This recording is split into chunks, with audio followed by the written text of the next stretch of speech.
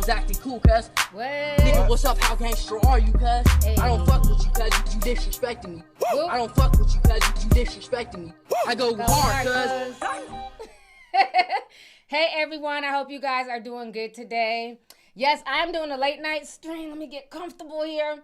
I had a long doctor's appointment earlier today, so I was dealing with that. Been at the damn hospital for like a few hours. Then I came home. I was knocked out sleep, and so my oldest son came to check on me. So he woke me up, and I'm like, okay, I gotta get it together because I want to talk about everything yesterday, but I wasn't feeling too good. But I feel better today, so we're going to get into some things, okay? We're going to talk about some shit. I enjoyed the Super Bowl. I thought it was kind of boring, low-key, as far as, like, the game. It wasn't a lot of excitement. But I did enjoy the halftime show with Bad Bunny, a.k.a. Benito. Now, let me say this. Y'all know I don't speak Spanish. You know, I be trying, but I don't know how. I can understand a little bit. But I thought the Super Bowl halftime performance was good. I thought it was very interesting. And being that I've been to Puerto Rico, it was amazing just to see, you know, just everything that he showed. There's a lot of hidden messages. I did see a lot of people doing breakdowns on the different messages and stuff like that about the halftime performance. And granted, it was all in Spanish, so I don't know a lot of his music like that.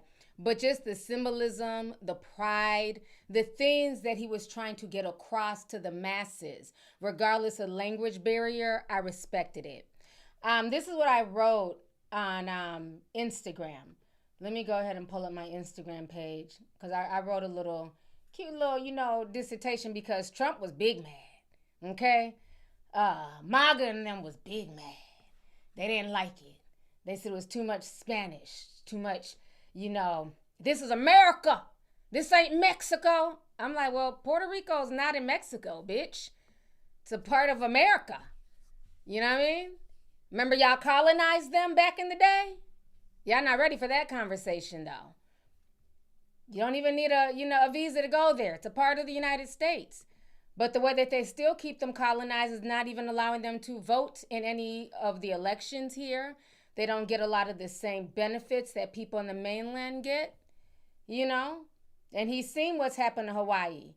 If you guys have not watched my Hawaii deep dive, definitely go ahead and check it out. He's seen what has happened to Hawaii, and he does not want that to happen to Puerto Rico.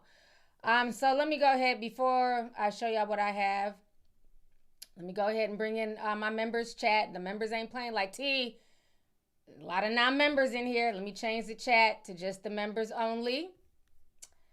All right, members. We're going to go ahead and get it popping, honey. Okay? So members only chat. Clock it. Okay? So, let me show you on my page real quick here. Okay, we're chat bot. All right, let me see. This ain't the one. What was that? Instagram. All right. So, Trump was big mad. Somebody had posted this. Trump calls Bad Bunny Super Bowl halftime show a slap in the face to our country. He says the Super Bowl halftime show was absolutely terrible. One of the worst ever. It makes no sense. It's an affront to the greatness of America and doesn't represent our standards of success, creativity, or excellence. Nobody understands a word this guy is saying. The dancing is disgusting, especially for young children that are watching throughout the United States and all over the world. This show is just a slap in the face to our country, which is setting new standards and records every single day, including the best stock market 401k in history. There is nothing inspirational about this mess of a halftime show. And watch, it will be great reviews from the fake news media because they haven't got a clue what's going on in the real world. And by the way, the NFL should immediately replace its ridiculous new kickoff rule. Make America great again. President Donald Trump. Now, it's very funny that he's so offended by this. But the interesting thing to me is he's worried about the babies. Let me come back on the screen real quick. So he's saying, what about the babies? He's out here dancing provocatively. He's out here, the things that he's saying. Are you worried about the babies that are in the Epstein files, sir? I'm just saying. I mean, if we're gonna talk about babies, are you worried about the babies that are being eaten like turkey jerky and shit, bitch? We want to talk babies. Because you can't in one breath say that the Epstein files is fake, everybody needs to get over it. But then when Bad Bunny is winding his motherfucking hips, now it's too much for the babies. Make it make sense. Okay? Y'all don't give a damn about them damn babies. And my thing is, what was y'all doing watching the show any damn way? Weren't y'all supposed to be busy watching TPUSA's halftime show? As soon as Bad Bunny's performance went off, all the MAGA folks, him, everybody, attached to them, they were the first ones on Twitter tweeting their ass off about how bad the show was. Well, how do y'all know? I thought y'all was watching Charlie Kirk's fake ass widow, Erica Fake Baker. Why are y'all over here? Weren't y'all supposed to be watching Kid Rock and the other people? But he's not going to watch them because he really didn't support Charlie like that. You know what I'm saying? A lot of jealousy. He really didn't like Charlie like that. Charlie was a means to an end. Because it wasn't even, 2 days after he died, he was like, next topic, we're talking about rebuilding this ballroom.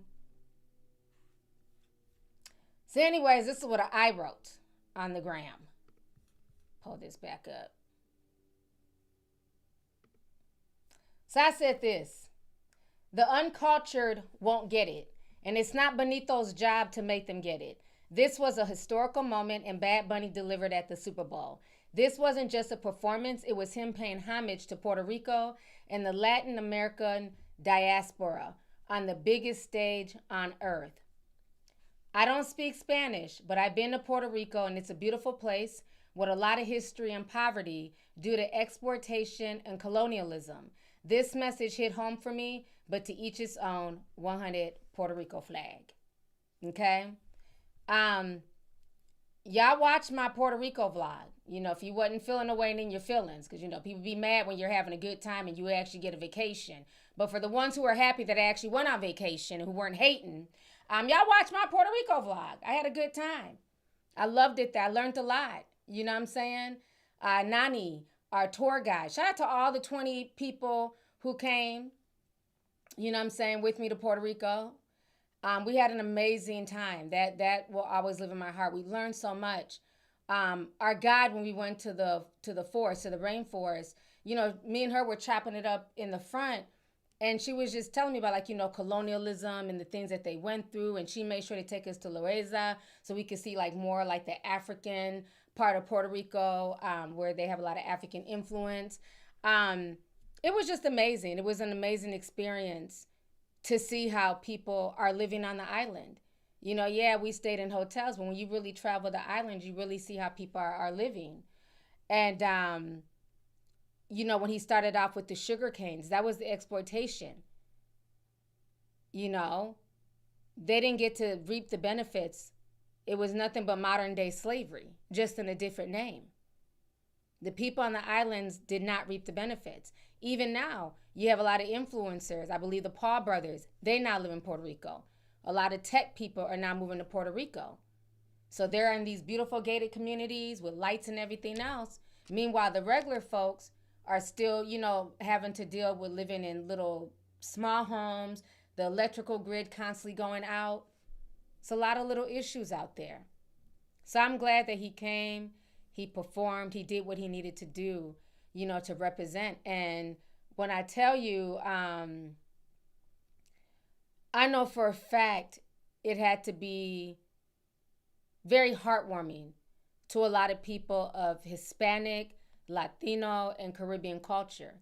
To see somebody, because he may not be super big, right? Let's say throughout America, the U.S., because a lot of people still don't really know his music like that. But internationally, he's very well known. It was a lot of Latinos who came to the Super Bowl to support him. They weren't even coming to see the game.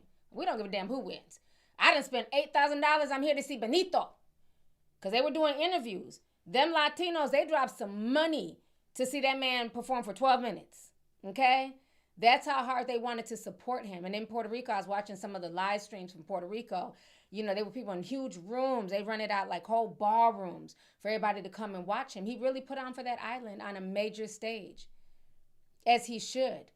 And to people complaining about the language, let me say this, okay? I may not speak Spanish or even fully understand Spanish, but it is okay because for a lot of us, people of color, we don't necessarily need to understand the language. It's a vibe, it's the music, it's the beat. You know what I'm saying? You would never go to Italy and let's say you like opera music. Oh, la, la, la, you know how they sing.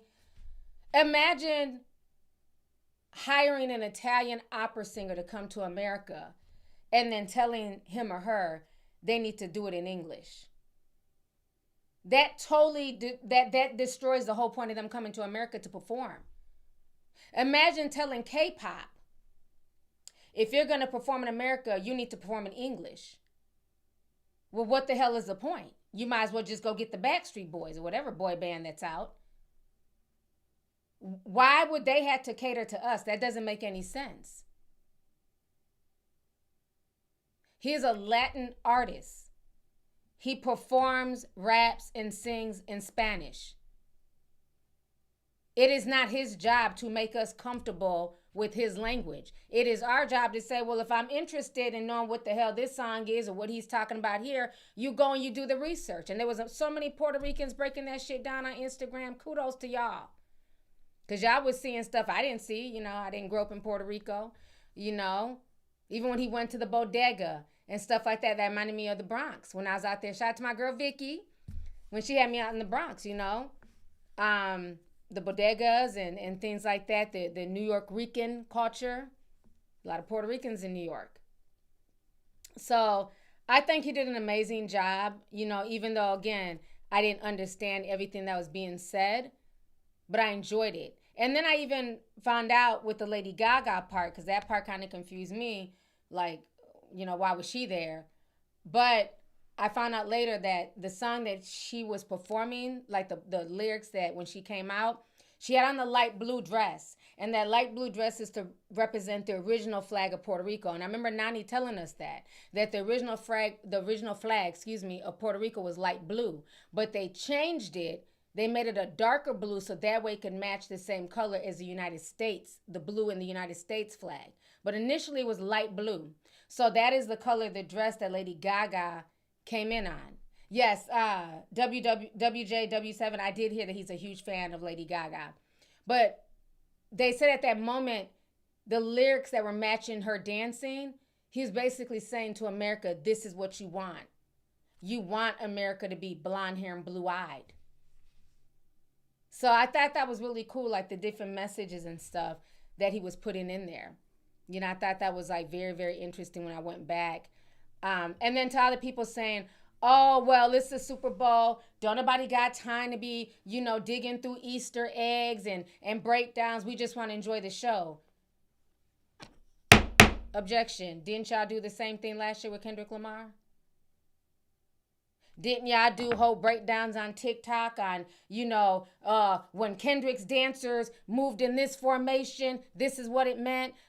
When this popped out, this is what it... Y'all did the same thing. Y'all broke that down. So what is the problem? Now it's an issue because it's in Spanish? I love a good Easter egg. I don't care what language it's in. So kudos to Benito.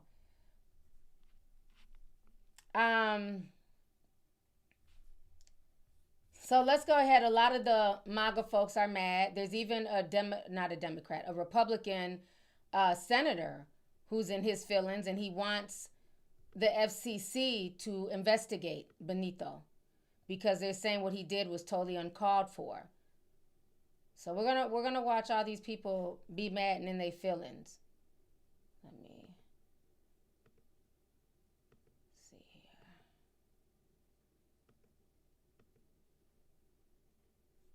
Okay. I think this is the best one here.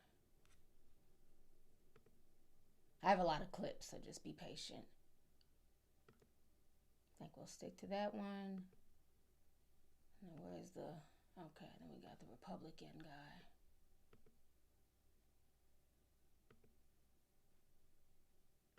Okay, so we're going to go ahead and see what a lot of the Team MAGA and the Republicans had to say about the situation here.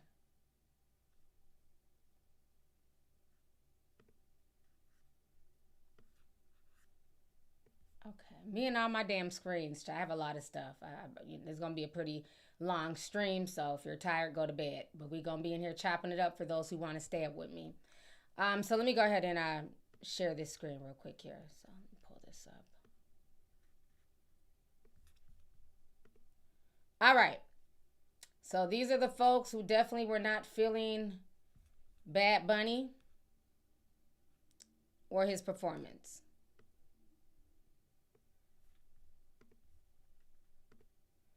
So Laura Loomer, this jigsaw face ass lady with all the fillers and shit. This is what she had to say. She said, NFL should apologize to the American people for flooding the Super Bowl with foreign flags. Totally disgraceful. Nothing American about this. But again, this is the same Yahoo who has no problem flying the Israeli flag and, paying homage to Israel because, she's a Jewish woman, as she should. But for some reason, it bothers her spirit that this man is representing all these flags. The reason why he was representing all the flags, dumbass, is he was representing all of the flags in North and South America. Because so many times people think about America, they only think of the U.S. Okay? We're not the only people here.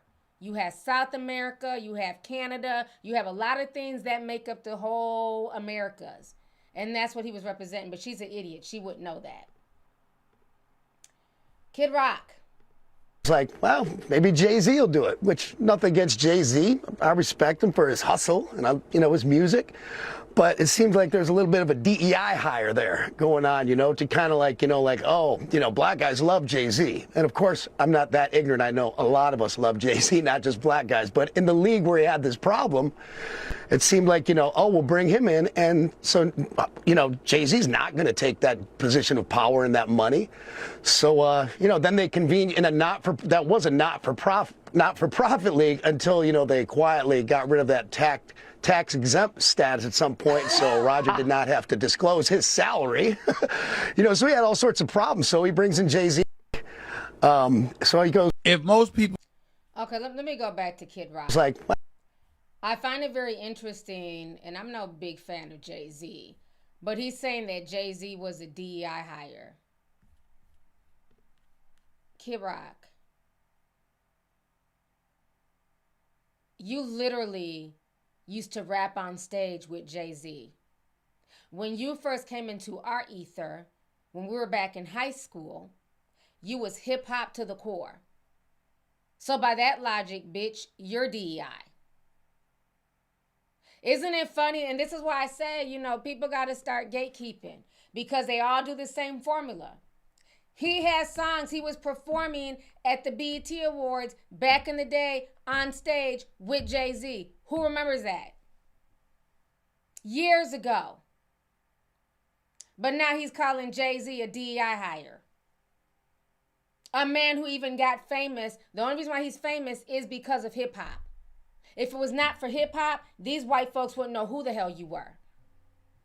Okay? He came in, I'm from Detroit, I'm a pimp. All the negative connotations he represented in white skin.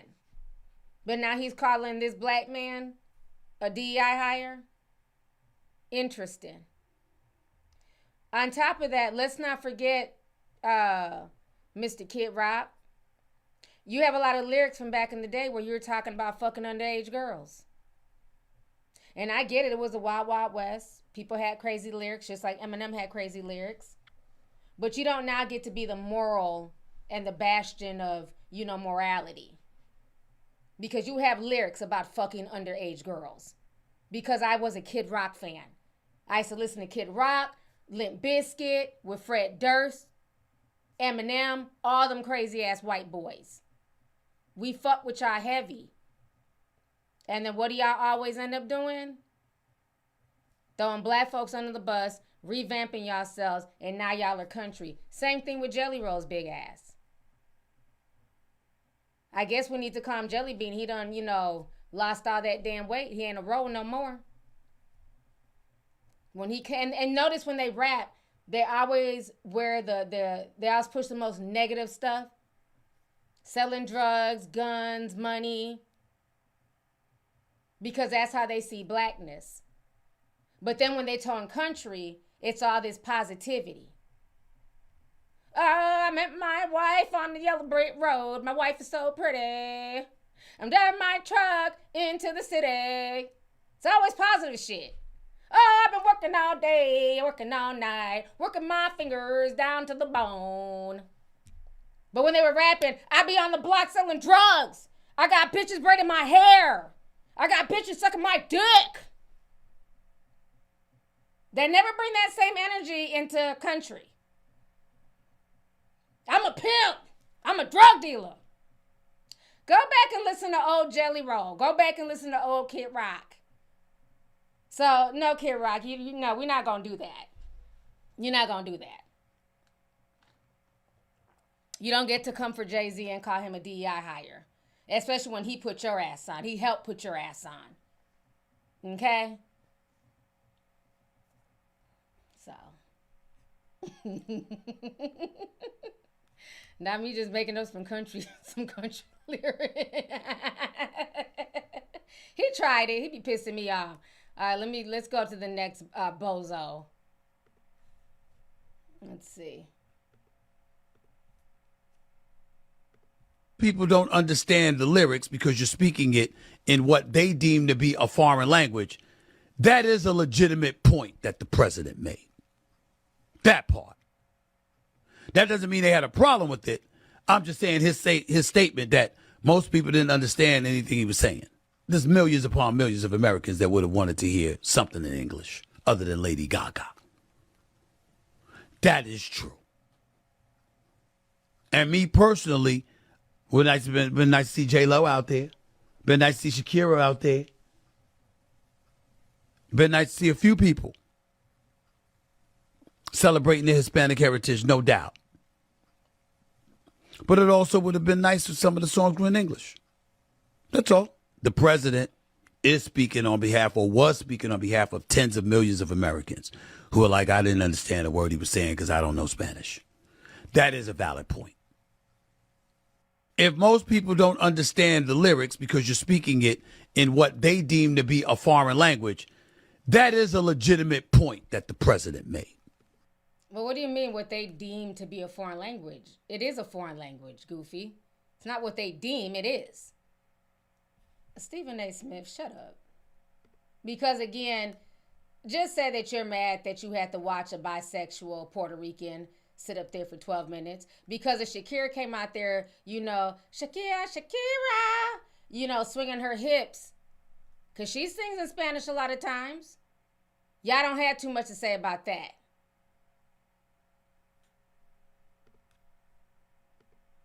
I like the Super Bowl not to be an international event. I like it when we kind of all come together as Americans, especially when it feels like the NFL is just using it as a marketing ploy to recruit Latin American audience on the heels of Latin America invading this country. 20 million pouring in, and that's what you see. You see all these foreigners speaking a foreign language with foreign flags marching into the camera like a caravan. Too soon. Listen, this was an open borders moment. Everybody knows it. That's what's going on here. And all the reporters, I like the Super Bowl. Shut up, Jesse Waters. But you have no energy for when we invaded Venezuela. You have no energy for the destabilization that America has done in Latin America that has forced all of these said Latinos into America. Do you understand why these people were pouring in over the border? Because we did a lot of things to destabilize their countries. But you're not ready for that conversation. He's a goofy. I'm sorry, Piers, but to get up there and perform the whole show in Spanish is a middle finger to the rest of America. Who gives a damn that we have 40 million Spanish speakers in the United States? We have 310 million who don't speak a lick of Spanish. This is supposed to be a unifying event for the country, not for the Latinos, not for one small group, but for the country. We don't need a black national anthem. We don't need a Spanish-speaking, non-English performer, and we don't need an ICE or America hater featured as our primetime entertainment. Okay, what is the national language, officially the national language of the United States of America? I mean, English. And there's been a push for many years to make it an official you don't have one. Documented thing. You don't have one. If you would have let me finish my comment, I would have pointed that out, that people have been pushing to make it official. I'm sorry, Piers, but... Okay, right, so you're trying to make official... This attitude that you have right here is why you in Great Britain have lost your culture. You ceded your culture to a bunch of radical Muslims who came in and took over, and now it's gone. We're not allowing that here. Whether it's Hispanic, whether it's Muslim, it's not happening in the United States of America. That's why President Trump was elected. And whether it's Bad Bunny, who is American but refuses to speak English in his performances, or anybody else, we have to keep the Super Bowl, which is a quintessential American event. Football, that kind of football, is ours. They call it American football. And the halftime show and everything around it needs to stay quintessentially American. Not Spanish, not Muslim, not anything other than good old-fashioned American apple pie. There should be a meatloaf, maybe some fried chicken, and an English-speaking performer. That's what the Super Bowl should be. Girl, shut the fuck up. First of all, this fucking bony neck bitch. You know what? First of all, Megyn Kelly, it's funny you have so much passion and you're so upset about this man performing in Spanish, but you was the same hoe sitting up here excusing the Epstein files, talking about they weren't really children. He's not really a pedophile. They were just, kind of young, 14, 15.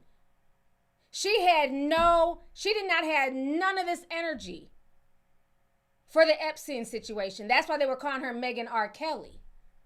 Imagine being this upset because somebody's performing in Spanish, but you have no energy for young girls who are being trafficked. Shut your dumb ass up. This just makes no sense. She's that angry. And then she's throwing out these little racist tropes, meatloaf and fried chicken. Bitch, I bet you can't even cook meatloaf or fried chicken. You're just trying to be funny.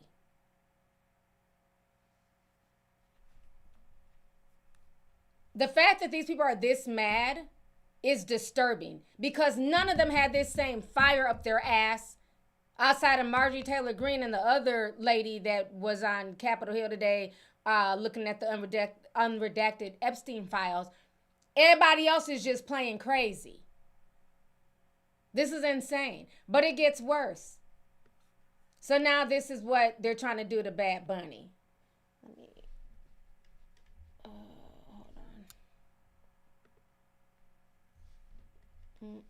Fixing my camera a little bit. There we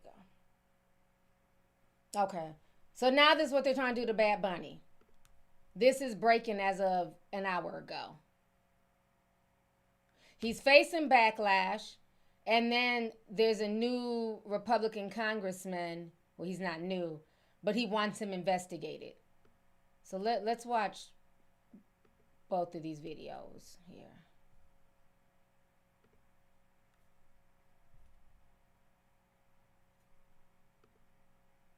That lady's just annoying as hell. Just always talking just to be talking. Girl, shut the fuck up. Comes to pedophiles, this bitch has no energy. Comes to this shit, you can see the veins in her neck. Halftime show was a ginormous rating success. 135.4 million people watched the Bad Bunny Spectacular, making it the most watched halftime show in history. That's not all. The show is also giving his music a huge boost. On the day after his halftime performance, Bad Bunny took the top 6 spots on Spotify's top 50 U.S. chart. But the Puerto Rico native, who sings exclusively in Spanish, continues to spark remarkable political backlash. Not one word of English, one word of English, one word. Conservative commentators are losing their minds. Nobody understood a thing. We needed subtitles for our own Super Bowl. Megyn Kelly is totally flipping out. to get up there and perform the whole show in Spanish is a middle finger to the rest of America. Who gives a damn that we have 40 million Spanish speakers in the United States? We have 310 million who don't speak a lick of Spanish. One Republican congressman is calling for an investigation, claiming the show was pure smut. The congressman says Bad Bunny's lyrics are X-rated, and it's true some of the original lyrics do have explicit words, but Bad Bunny toned it down for the Super Bowl. He either changed the lyrics or simply didn't sing the naughty words. Despite the backlash, the halftime show is also enjoying widespread glowing reviews. Exhilarating, says The Hollywood Reporter. A powerful message, says USA Today. You didn't have to understand or speak Spanish to feel the joy and to feel the unity and the message of inclusivity that was there. Yeah. Okay, so let me pull up the other guy that's complaining and crying. All right, let me. I think it's on the TikTok one. Okay, here we go. You can't make this. Bad Bunny, bad performance of the Super Bowl halftime. We are still investigating this. There's a lot of information that has come out about the lyrics. I saw the halftime show and was switching back and forth with the TPUSA halftime show. The lyrics, from what we have seen from Bad Bunny, are very disturbing. And if it holds true that I don't speak fluent Spanish, okay? I know how to ask where the bathroom is, but these lyrics, if it is true what was said on national television, we have a lot of questions for the entities that broadcast this, and we'll be talking with Brendan Carr from the SEC about this. But this could be much worse than the Janet Jackson wardrobe malfunction. Let's put it that way. But at least that was a malfunction. I mean, this was apparently intentional. This was intentional, yeah, yes. And they could not have said this were it in English. So just the fact that we're at a place in our country where we had a fully not understandable halftime show to English-speaking people, which is the language of this country, by the way, and that it is that grotesque is just really disturbing. And here's the ironic part, Dr. Gina. Yeah. The NFL purposely wanted a Hispanic star, basically, to perform at halftime because they're trying to attract more of a Latin America audience. And this is what they delivered. Yeah, trying to pull them away from the football that we call soccer, right? Yeah. I don't think this was a Bad Bunny. Okay, so you guys just heard what he had to say. He's in his feelings. He's big mad, and don't nobody give a fuck. At the end of the day, it's funny how he wants a full investigation. I want a full investigation by Congress on what's going on because, his performance was just... Again, where's the energy for the Epstein files? Y'all don't want to investigate that. Y'all don't want certain names redacted. And thank you, I Am Brevine. The lady's name I was talking about was Laura Boebert. So thank you for that. Outside of her and Marjorie Taylor Greene, I'm not seeing a lot of these folks on that side speaking up and wanting to get to the bottom of the Epstein files. But again, this is all a distraction. They're trying to act big mad about this situation because it's all a distraction. At the end of the day, this performance did for Puerto Ricans and, Latinos in the diaspora what Kendrick Lamar did for, the black community here in America. Same thing, different ethnicity. Kendrick don't got to sit there and explain everything, all the ins and outs. He was there to perform. If you liked it, you liked it. If you didn't, move around. And that is the same thing with this. If you enjoyed it, cool. If you didn't, cool. That is your opinion. But all this extra stuff, being extra disrespectful, trying to investigate, the performance and stuff like that, it's a bit much. It's a bit much. I don't know. It's almost like, let's be mad and distract with all this nonsense over here so they'll forget about what's going on over here. That's the vibe I'm getting. So let me go ahead and read some of these super chats here. Shout out to all the new members. Let's see here. B Royale sent $9.99, says, I love you, T. You look amazing. Hope you had a good day. Y'all like this video. Thank you so much. I appreciate you. Please hit the video with the like. We have over 7,000 people in the house. Please hit the like button. TJ9533. Thank you for being a member for 69 months. That is awesome. He says, T, big up yourself. I love my Caribbean people. I don't know what flag that is, but thank you so much. I appreciate it. Y'all know I don't even know but so many flags, but shout out to all the Caribbean tea sippers out here. Appreciate y'all. Let's see here.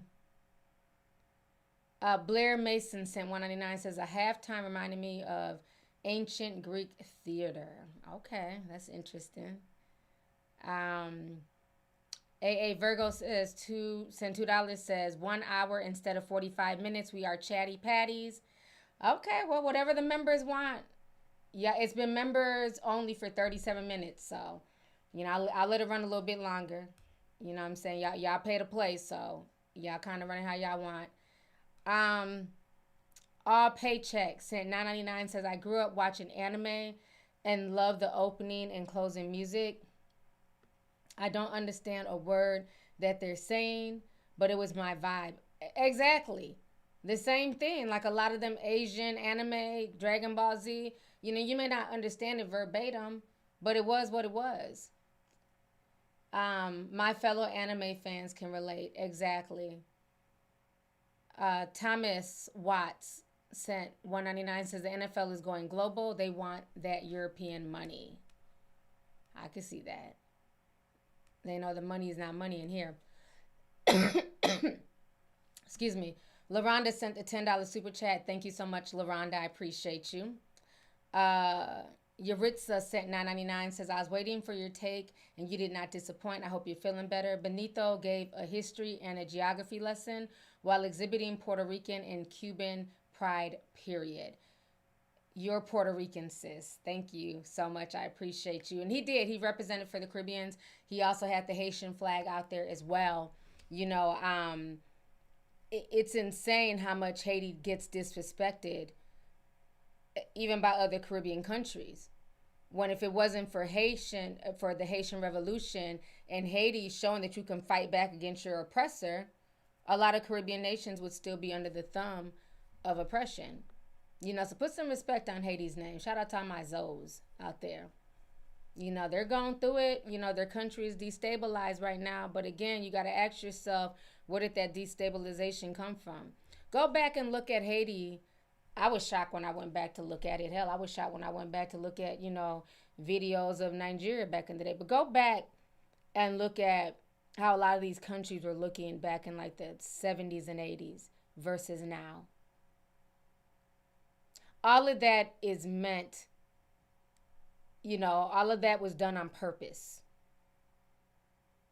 When they were being ran and colonized, things were on the up and up because there were so many other countries that would have benefited from it. All of that stuff was meant to be. And it's so crazy, that the disrespect that they face. So the fact that he shot it out Haiti and a lot of other Caribbean nations, I respected it. It was dope.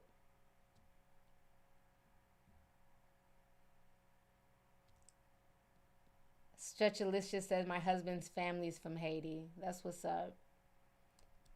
C2014CE says, peace to Haiti. Joy Burton posted the Dominican flag. Shout out to the Dominicanos out there as well. Let's see here. But yeah, Yaritza, thank you so much for the super chat. For the sake of Haiti, okay, we done spoke up my Haitian boy, okay? He says the foreign flags that make all Americans live comfortable because the U.S. continue to steal their resources, okay? Exactly, that's what people don't understand. If all these people are flooding in here, a lot of that is because their own countries have been destabilized.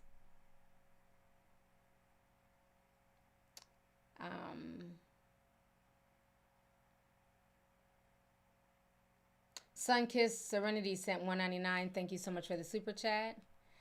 Melanin Queen, what's up, sis? She sent $4.99. She says, Kid Rock Salt isn't talented anyway. Not Rock Salt. Isn't talented anyways. Besides that, he comes from old money. Literally lived in a ranch, but trying to act like he was from the hood. Oh, wow. I never knew that about Kid Rock. So he was never broke from the trailer park. Interesting. Always cosplaying to get in good. Interesting. Kimmy K says, Kid Rock has a black daughter, by the way. You know, I always heard he had a biracial daughter.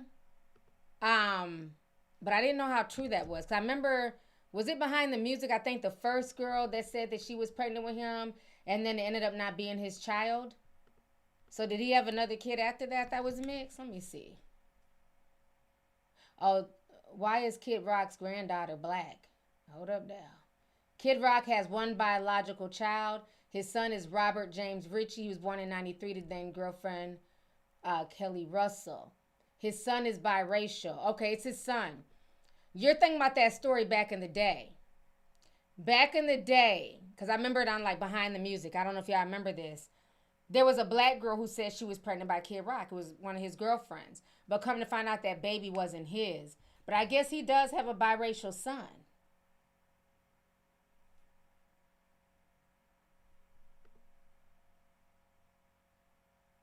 Oh, his granddaughter's chocolate as hell.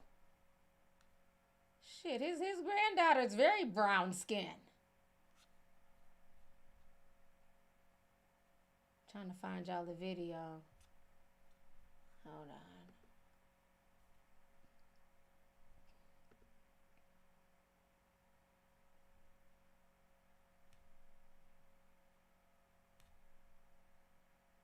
Trying to see if I can find a picture of his damn son.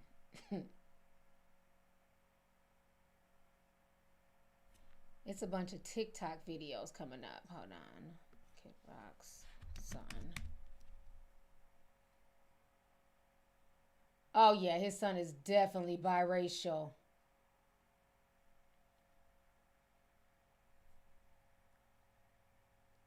He's one of them racially ambiguous biracials. Hold on. But his daughter, his granddaughter, is very brown. She looks more Hispanic, but she's very brown skinned. Hold on, let me share my screen.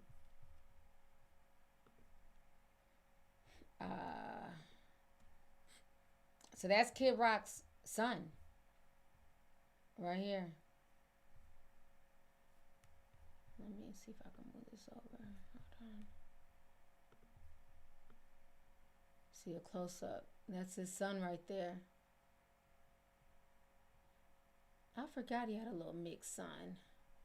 But I remember the story about the biracial daughter that ended up not being his.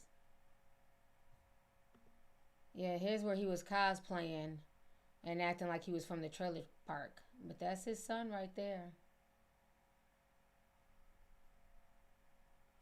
Okay. And this is the granddaughter, I guess.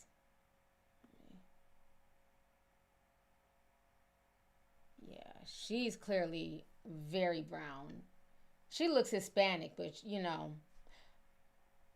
So then he got with a white woman, and so this baby looks more white. So, interesting. Okay, Kid Rock. But that's how it be, though.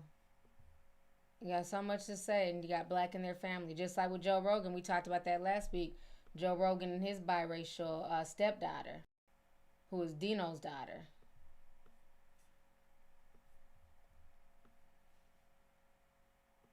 Let me see here. Read some more super chats. Ava sent $4.99, says, "Hey T, I've been a fan since the olden days. I literally watched you all through my undergrad years. Love from Edinburgh." Thank you so much. I appreciate you. Shout out to all my UK peoples. K1 in the Mind sent $4.99, says, "Keep exposing the truth of these clowns." You're so welcome. Thank you. Let me see here.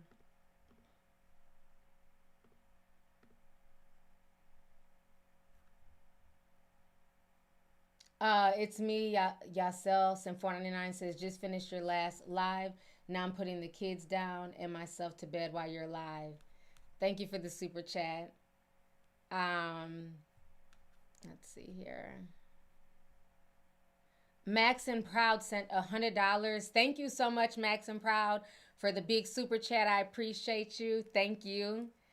Boston Silky sent $49.99. Says, thank you for what you do. Kid Rock switched up when he wanted to be accepted by his peeps. Exactly. He sure did. And I'm glad y'all remember that. Let's see here. Shake Vitiller 5122 says, I love how diverse his group of dances were. It truly represents how skin tones are in South America. Exactly. Isaiah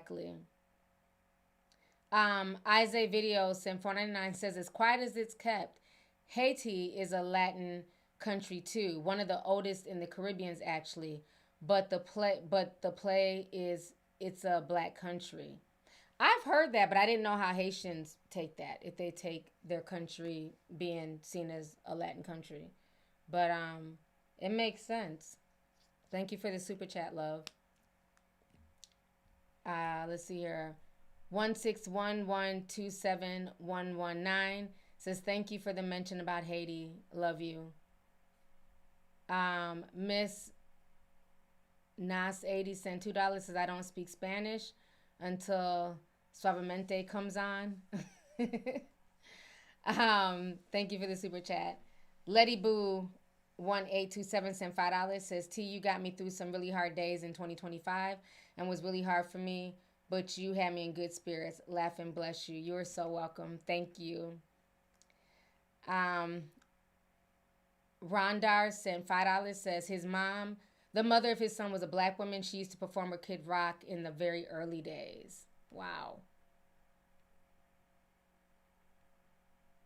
All right, it looks like Moneybag Mo's in the house. I see the money bags. Thank you, Moneybag Mo, so much for the $449.99. Thank you for the big super chat. I appreciate you, sis, for coming through and just blessing my stream. So thank you. You know, like I said last week, they try to play in her face and say, oh, that's Cardi sending money. Moneybag Mo is not Cardi B, okay? I have real people, real supporters who really, really support me wholeheartedly, and I appreciate that. It does not go unnoticed. I appreciate everybody.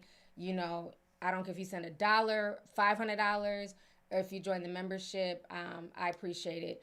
And one thing y'all know about me, if you've been on my channel, is that a lot of my money that I make from my super chats, I put it back into my events. You know, so unlike a lot of influencers, they don't give back to their fans. They don't do live events. They don't do meet and greets. They don't do any of that stuff. I put a lot of the money right back into my events, you know. Y'all be eating good oxtail lasagna, you know what I'm saying? Decorated, you know, high end. I don't skim on my tea sippers. So, you know, I look out for y'all because y'all look out for me. So it's definitely reciprocated, and I really, really appreciate that. So thank you, Moneybag Mo. Appreciate you. Messia Gotcha says, come to Dallas, T. I'm going to try and come to Dallas. I do want to come out there soon. Let me know what events are going on. I want to come, like, see some comedy shows and stuff like that. Give me some ideas of what to do in Dallas, because I do want to come out there. Houston, nope. Dallas, yes. I do want to come back out. So we're going to go ahead and get off of the Bad Bunny theme. So let's talk about this Cardi B nonsense here.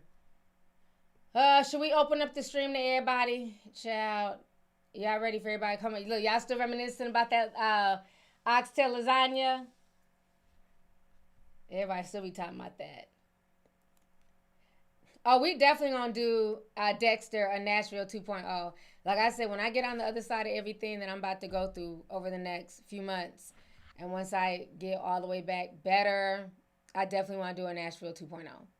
You know, that was just like the Millie party was everything. You know what I mean? We had a good time. The food was banging.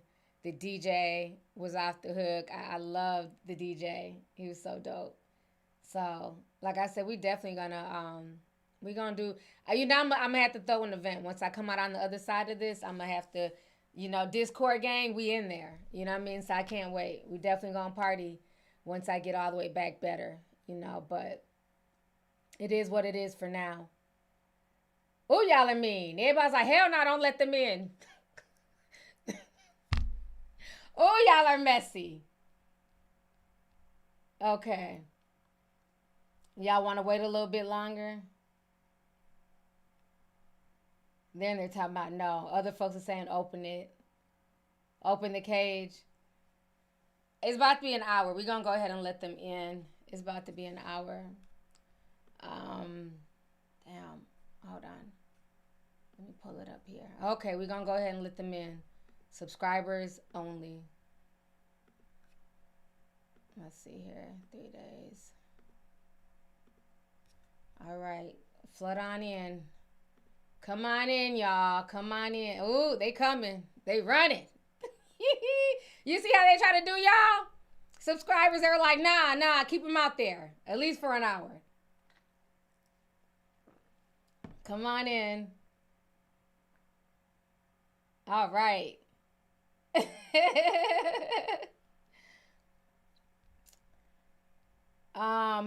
Man.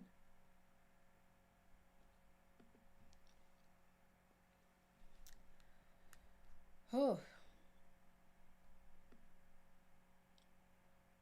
I'm not feeling the best, but I'm going to hang in there.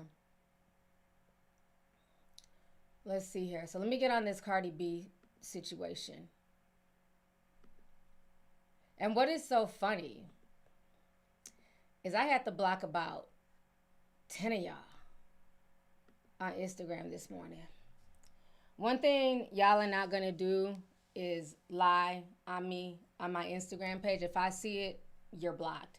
And all the people who like that bullshit were blocked too. I get tired of people trying to write little stuff and they'll say things like, oh, are you going to address what's going on with Cardi B and Stefon Diggs? And they'll try and write that trying to be messy because they know there's going to be some, handsome hoes under the comments talking about, oh, she's not going to address anything Cardi B because that's her friend. Cardi B follows her, so she doesn't do videos on Cardi. You're a liar, and all you hoes were blocked, and everybody who liked your lying ass comment was blocked. See, the problem is y'all want me to sit and talk about this person all day, every day. For what? We have real issues to talk about.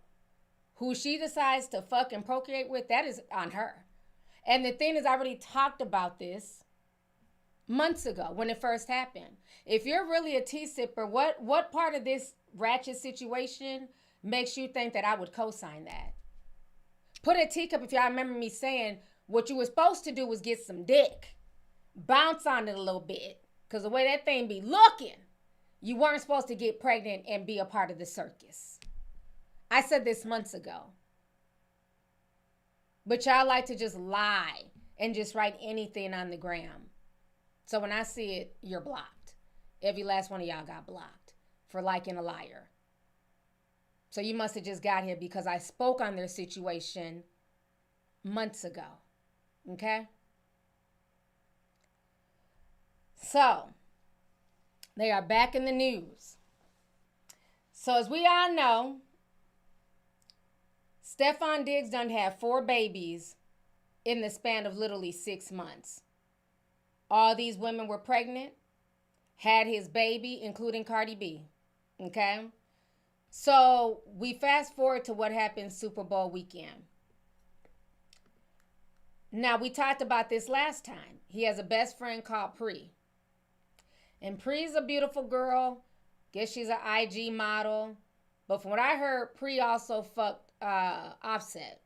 She was Offset's side chick. Rumor has it that supposedly Offset had knocked her up. But Pri was smart enough to say, you know what? Even though I'm knocked up by Offset, I'm not trying to go there. Let me go ahead and eat mission. So they're saying she got an abortion. Okay? So Pri was there at the Super Bowl, you couldn't tell her shit. Let me pull up all this. I got a lot of different tea.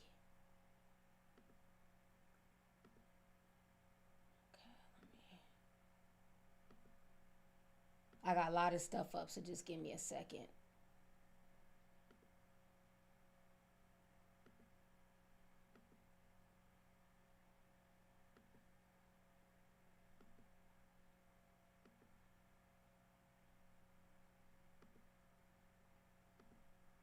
Damn, I got a lot of pages up. We're gonna talk about this for a while, so just trying to find the damn, where's the thing I had with Pre? Okay, here it is. Okay. So Pre was there, and so was the other baby mama. So you know the girl, Kiki, do you love me? Are you riding? I forgot the dance, but y'all remember that damn dance? Everybody was skipping and shit outside their car getting fucked up. So the girl Kiki from the Drake song, she done had Stefon Diggs' baby too. Now, I remember all of her fans out here excusing the fuckery, saying, well, it don't matter that she's pregnant because all the other girls, they had boys. I mean, excuse me, all the other girls had girls. Like all the other, you know, his other baby mamas, they all had girls. And that Cardi B was carrying his first son. So it made sense for her to be a part of this circus because she's carrying his first son. And what happened? Put that Uno reverse in the motherfucking chat. We got that emote. Uno reverse. What happened? Kiki, do you love me? She came out, hit his ass with a paternity test. Come to find out, her baby's a few weeks older than Cardi B's baby, and her baby's a boy. So his first son is by Kiki, do you love me? Not Cardi B. While y'all was excusing the bullshit and making excuses. So Kiki has his firstborn son by shy of a few weeks. Okay? So, yes, we have Uno reverse emotes. Okay? For members only.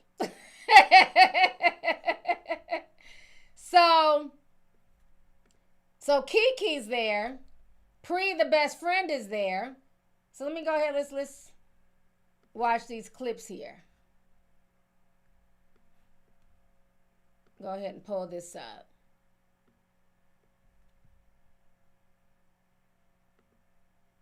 Oh, hold on.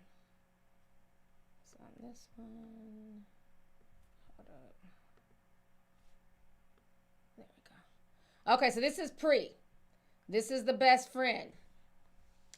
So this person is saying here, they're also saying on Twitter yesterday, all of Stefon's exes was staying in the same hotel as Cardi B. Shaking my damn head. Just messy, but not surprised. So this is Pre. She's also Offset's ex. So this is her coming into the party. I have it muted because there's some music. Yeah. So now this is Kiki. Okay, so this is Kiki, the BM of his firstborn son. She has his firstborn son, not Cardi. So that's her getting her hair done. Getting ready to slay at the Super Bowl. And that is the baby. That baby is Stefon Diggs' twin, just light skin. Oh, and peep the belt. Let me go back a little bit. Y'all might have missed it. You see the baby, they call him Snoop. He got on his little custom Patriots, sweatshirt. She wrote on here, game time. This is on her Instagram. He looked just like Stefon Diggs. And then you see Stefon Diggs walking in to the Super Bowl. What he got on? A belt that says Snoop, representing his firstborn son. Okay? And these are the last two pics posted by Pre. Showing she's in there. She's in the box with the family. Okay? There's some other receipts here. Give me just a second.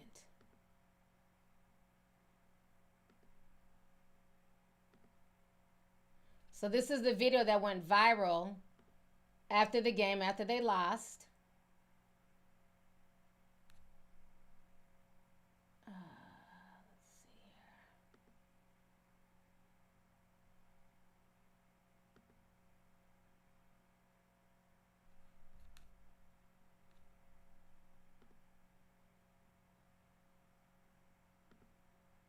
And you can see him here basically showing his mom love and Pre mouths I love you to Stefon. Let me see if I can come in a little bit closer. Oh, hold on. This one. Okay, there we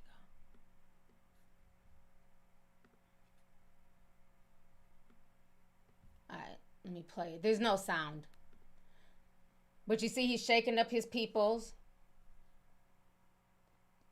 Family members are in a particular section. And you see Pre there saying, I love you to the best friend. That's his mama. And the other baby mama, Kiki, is also in the same section with the baby. Okay? So what was very interesting was people kind of suspected something was going on because of when he walked in with all that ass.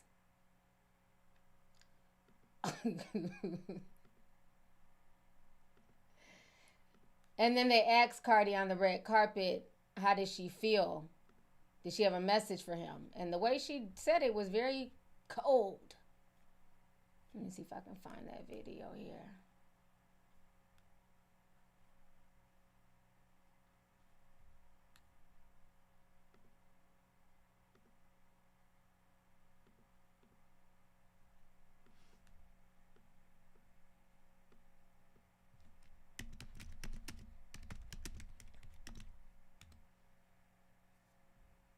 Okay, here's the video.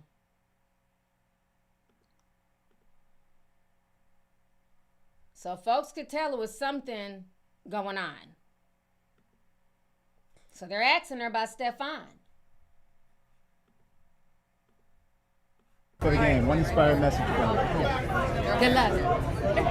How we celebrate? How we celebrate if you win a message for Stefon before the game, one inspired message from Good luck. Okay? So that is what she said during the game. And a lot of folks was like, okay, something is going on. Then we later on found out they had unfollowed each other. Let me show y'all these receipts here. Yeah, this is the post that Madia posted while I was blocking hoes. Put it on this. Okay. So Stefon Diggs and Cardi B unfollow each other on Instagram, sparking split rumors. Put in their names, they're not following each other. So everybody has been talking about this, okay?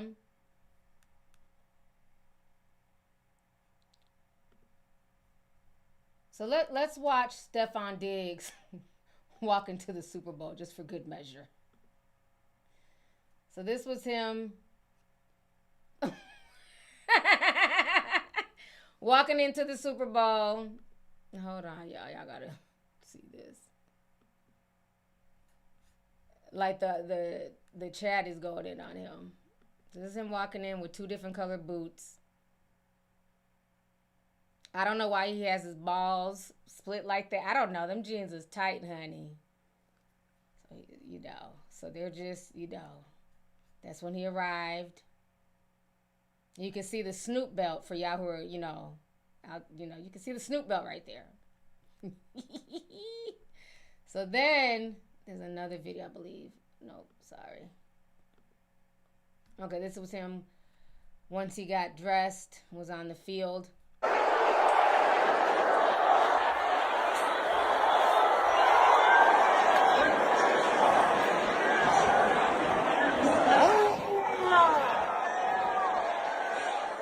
He loved to show off that print.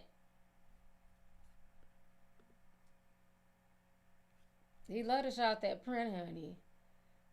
Let's see. I think we got another video of him walking in.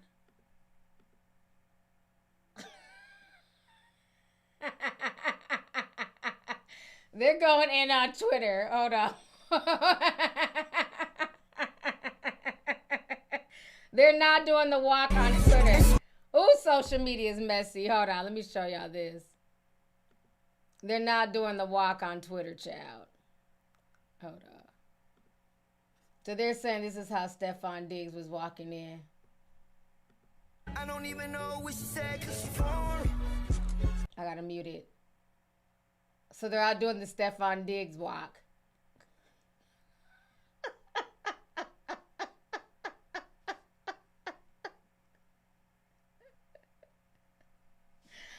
Oh, they doing a lot right now on social media, okay? So, yeah, they're doing the Stefon Diggs walk, honey. That man is packing in the front and in the back.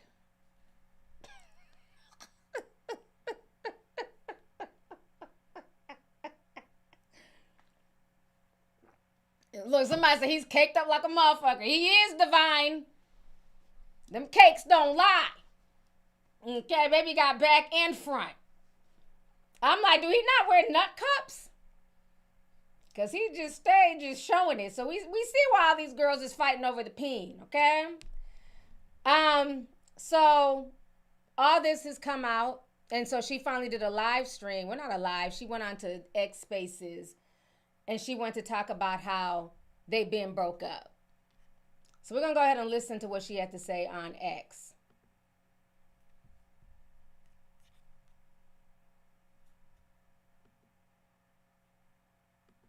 Okay. Give me just a second to play this.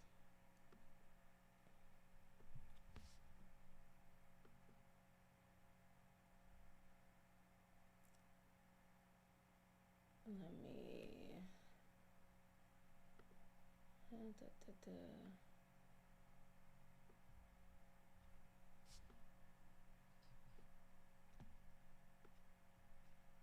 go. Just want to resize it real quick. All right. So we're going to go ahead and listen to what she has to say because everybody's talking about it, about the breakup. None of that. I don't know if y'all been getting clues from me for my live. I mean, I don't know if you guys been getting clues from me for my lives or for my stories when I put some certain music or for my own followings. When it comes for today's events and stuff, I don't know if it's true. I don't think it's true. I don't care to find out because I... Okay, hold on. So this is an old video? Why are people saying that this is brand new? Oh, this is old. Okay, because this is all over Twitter. I thought it was something new today. Okay, so it's not. Oh, so she hasn't addressed it yet. Okay.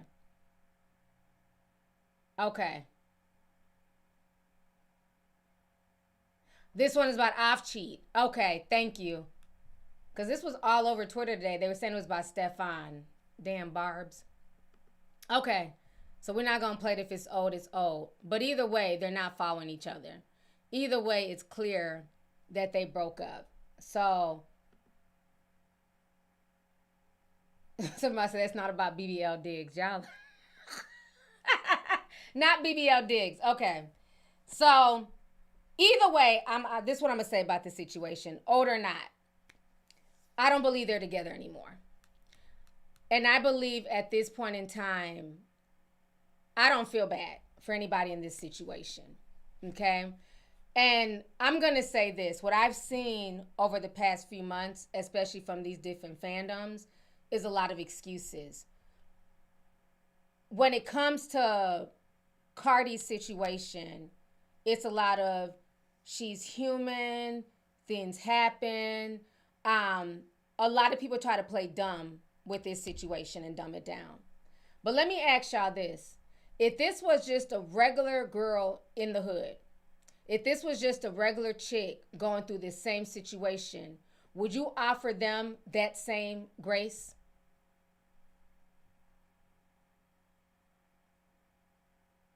If you take celebrity out of it, if you take the money out of it, nobody would be offering a girl in the same situation grace. Okay? like I said, it's one thing, you're going through a divorce, you're going through a breakup. You have the right to date who you want to date, mess with who you want to mess with. But you also had to move accordingly. And there were too many red flags with Stefon Diggs. Don't forget, he used to play for the Minnesota Vikings. Okay? So don't nobody know Stefon Diggs more in these streets than us folks here in the Twin Cities. Let me go ahead and refresh y'all's memory, because old or not, this video here is still relevant. Okay? Who remembers this video when this came out? They were in the Vikings locker room and they were asking all the players, who would you not let your sister date? Let me find that video. Because we knew about him in the Twin Cities. Cool dude, don't get me wrong. He's a cool dude. You know, I know people who've worked with him, who work for the Vikings, who work with him. Everybody says he's a pretty nice guy. Like, I've never heard, like, he's a diva or he's mean or anything like that. You know, I've always heard cool stuff, but when it comes to, like, how he moves sexually and shit like that, oh, he's for the streets. He's for the streets, period. Okay? So, let's go ahead and pull up this video. Okay. Who remembers this video? Hold on. Let me zoom in. This is when he was with the Vikings. What guy on this team would you least like to date your sister? What the hell? Diggs. Stefon Diggs. Diggs is the guy. Least I should date my sister, Diggs. 100%. Why Diggs? Man, no. He's crazy. He's not a guy that you want to bring home to your parents. He talks a lot. Outrageous. Don't know what he's gonna say. And I don't like him. We're gonna leave it like that. No. Just don't know what to expect every day. It's like you don't want your sister to bring him home to your parents, so therefore she can't date him. He couldn't date my sister. What guy on this team would you least like to date your sister? And I might add, you're starting to be the runaway favorite for this. Would nobody want me to date his sister? I'm a great guy. I'm actually a great guy. There's actually seems to be a few guys that don't think that. Feel differently about me? Yeah. They just don't know me well enough. That's what it is. Just a all right, who don't I want to date my sister? Weatherly. Why Weatherly? Because he's ugly. See, I just watched that video. And again, when I say that, when people said when he was up here for the Vikings, which was several years ago, there wasn't all this stuff that's out there about him now. So all y'all screaming he got lawsuits and he done assaulted men, that wasn't a thing when he was playing for the Vikings. All that, y'all got, that's new tea. I'm talking about years ago when he was out here in the Twin Cities. So don't conflate the two issues, okay? So when he was out here in the Twin Cities, a lot of people say, you know, he's cool dude to work with, but as far as, you know, he's for the streets. Everybody knew that. And so my thing is, he's shown a lot of red flags. So when people show red flags, you don't put yourself in a situation to be a part of their circus. I don't care who you are, okay? This man has had 4 children in the span of literally 6 months. At one point in time, there was a new kid popping up for 4 months straight. Paternity tests were getting hit. He got hit with a paternity test in October. Kiki came out in November. Then the other girl came out. He has 6 kids by 6 different women. 4 girls, 2 boys. Okay? So my thing is this. There's nothing cute about this situation. Folks are saying that she's upset. She felt the way because Pre was at the game. She was sitting with the family. The other baby mama was also at the game. And I think part of the issue is she thought because she was Cardi B, she's the most famous out of all the baby mamas, she thought that she'd be put in a different tier or she be treated a little bit differently. But the thing is, you can't expect that from somebody when he's showing you who he is. He has women in rotation.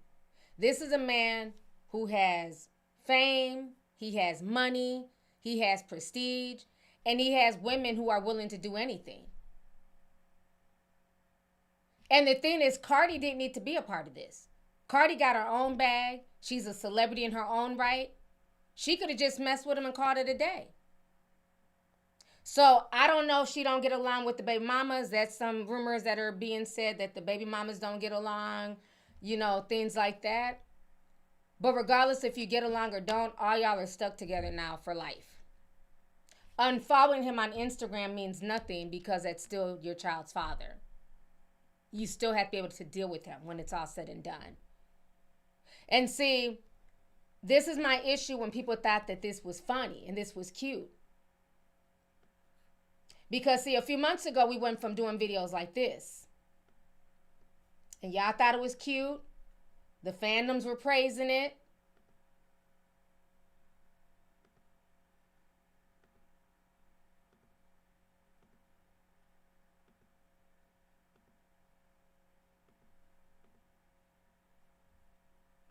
And this is an old video too, but this one is actually by Stefon Diggs. Let me put it on the YouTube one. Okay. So in this video here, Cardi B reacts to rumors that Stefon Diggs was fathering several kids around the same time they were together. That's our baby daddy now. We gonna have to figure it out. Put a teacup if y'all remember a bunch of females co-signing this, thinking it was cute. Let's go ahead and play it. Hello, Barbara. This is Shirley. Yeah, busy. Yeah, yeah. That's your baby daddy, bitch. That's my baby daddy too, girl. Well, what now? I don't fucking know. We'll figure it out, bitch. Hello, Barbara. This is Shirley. Okay, so y'all remember that video? Again, it was cute when folks was pregnant and thinking they were going to be the top baby mama. But then they found out reality hit. This man has no respect for none of y'all. Let's keep that real. Because if you was the number one baby mama, there's no way he'd put you in a position where he has his best friend Pre, who fucked your ex-husband, or, you know, Offset, whatever, in the box with his family. If we're all sharing the same baby daddy and everything's all good, there's no reason why you'd be mad. You'd be in that box right along with the rest of them. Your baby would be there right next to Kiki baby. See, y'all let these celebrities gas y'all up into thinking that this is cute because they have money, they have fame, they have status. There's nothing cute about this. It's disturbing. This is a man who has absolutely a lack of sexual control. These babies are not props. These are human beings who are going to grow up with real emotions, feelings. And they're not going to have their father in their life in the way that they deserve. Even the Christmas, when he was posting the kids around Christmas. Let me see if I have that. If I'm talking low, refresh your screen or turn up your audio. I don't feel good. I'm not about to be in here yelling and screaming. Y'all should be able to hear me just fine.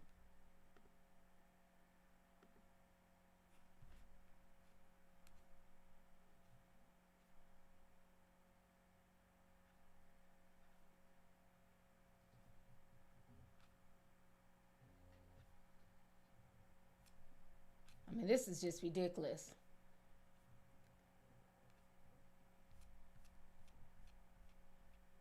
Got Priya season pass.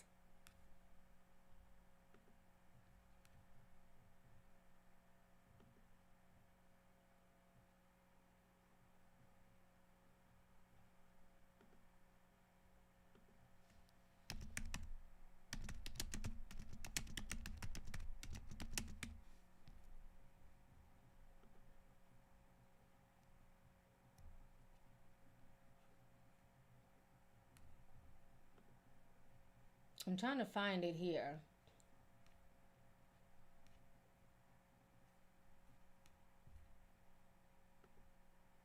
Because he posted a bunch of different pictures. Here it is. There's nothing cute about this. Okay, good. Y'all can hear me? Okay, because I'm not about to be in here yelling and hooping and hollering. Let me show y'all this. I found it.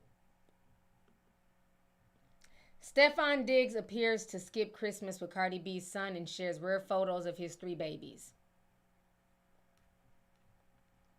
So here he wrote on this was all on his Instagram page. One of my boys' first Christmas. That's the baby with Kiki. Look just like Stefon Diggs. Then he posted a picture with his daughter.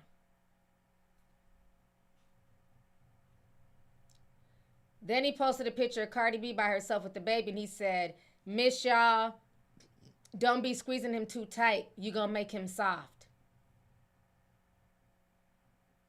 So again, I asked y'all, what part of any of this is cute?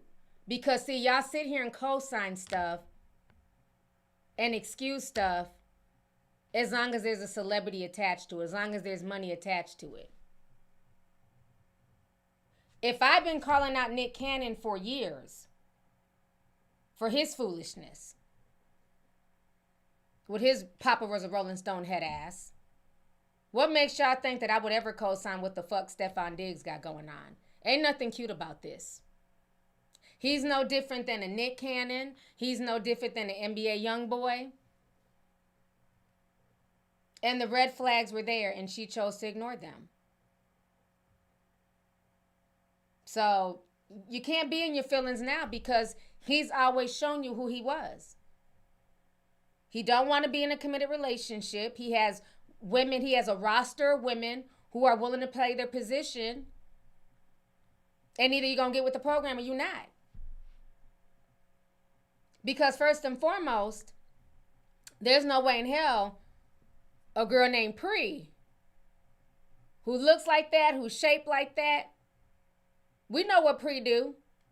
There's no way she can be your best friend if I'm your woman. We don't have best friends like that. But see, you can't demand anything of him because y'all was never in a real, it wasn't a real relationship to him. You were just one of his many. And I think that's the part that hurts. I think that's the part that she's probably waking up to, because that Super Bowl, what I saw was a mess. I'm like, damn, Pri's all up and through here.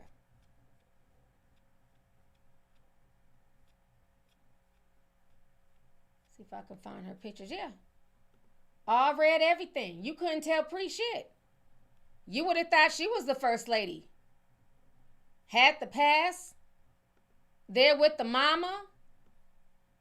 And I'm not telling who he can and can't be friends with. Maybe they are genuinely best friends, but I do believe that they were best friends with benefits. I refuse to believe that, you know, you got a best friend who's hung like a horse, bitch, and you ain't sampled it. I'm just kidding. I'm just saying. I don't know. I just get the vibes that she sampled her best friend's peen. I'm just saying. Okay? So that's Pri. You couldn't tell Pri shit. First Super Bowl, God willing, we'll run it back next year. Head to toe like she's a wife of an NFL star. She in there with the family. We watching it from home. Pri right here. She damn near on the field.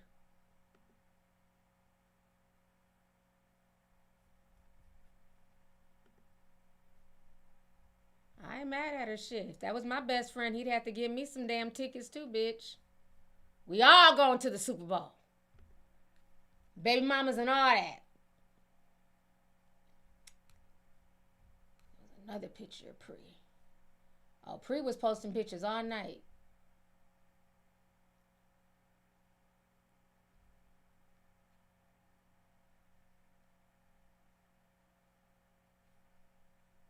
And then a lot of people are trying to talk shit about Stefon Diggs' mom. She's wrong because, you know, her loyalty should be to Cardi B. Those are all her grandchildren. What the fuck are y'all talking about? Are y'all cool? Those are her grandchildren. She don't gotta pick sides and be cool with this baby mama versus that baby mama. She can be in the box doing what the hell she's supposed to do as a granny. I'm gonna be here. If you want to come and you don't want to come, that's on you. Not chasing y'all. But y'all now y'all want to get on her as if she owes Cardi B some loyalty. She don't. She don't give a damn what her son got going on as long as he's bringing money to the table.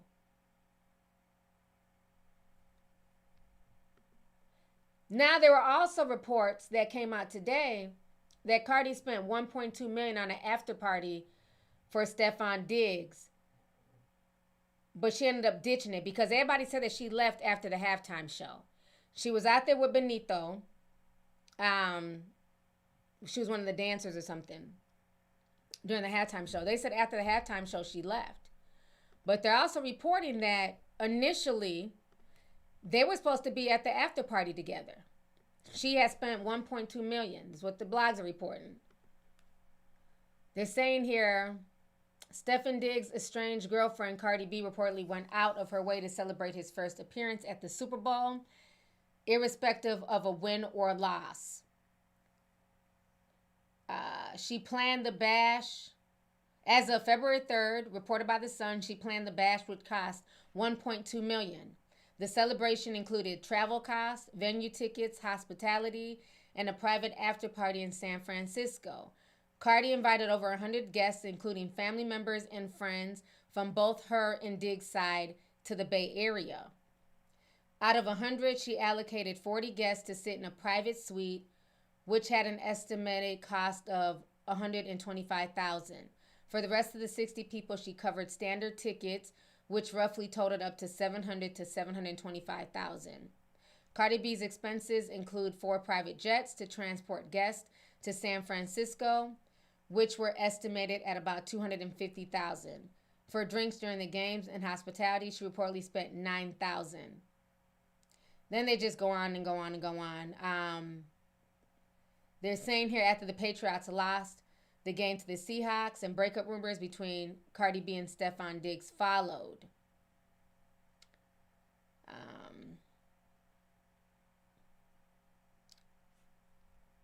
Fueling speculations as Stefon Diggs' ex-partner, Kiana Barber, also attended the Super Bowl, and she had their baby boy there who was born in 2025. Just weeks earlier, Cardi B and Diggs appeared to be on good terms because she attended the AFC Championship game on January 25th in Denver. So, they're saying she spent good money, and supposedly, allegedly, neither one of them showed up to the after party. There is a video that just came out on Twitter of Stefon Diggs trying to get into the club. Let me see if I have that at all.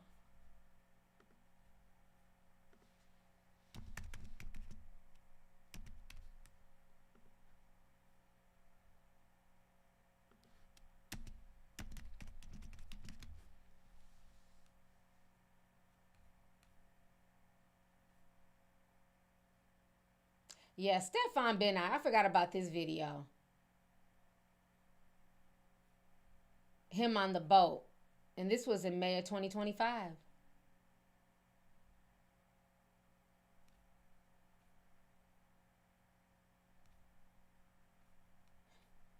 Yeah, I don't see the video now.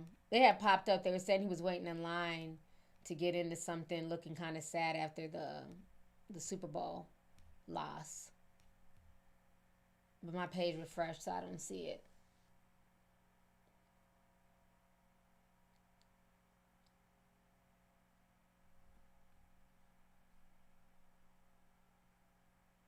Yeah, everybody's talking about this party. I don't know if he spoke here. Let me see. First though. Wait, did Cardi B just break the internet? Okay, it's one of them AI videos.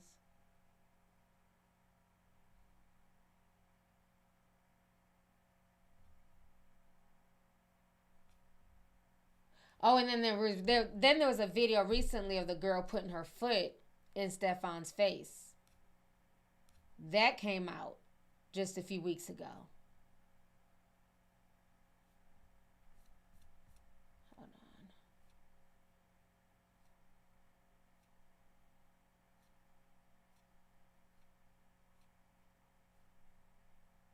So this was Stefon in May.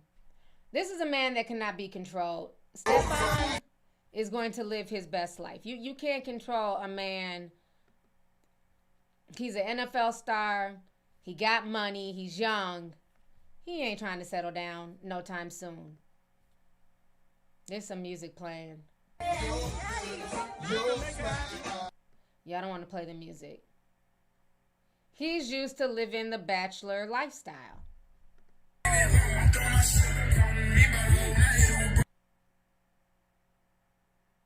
That is what he's used to doing. So, I'm not surprised at all. Let me find the other video I had here.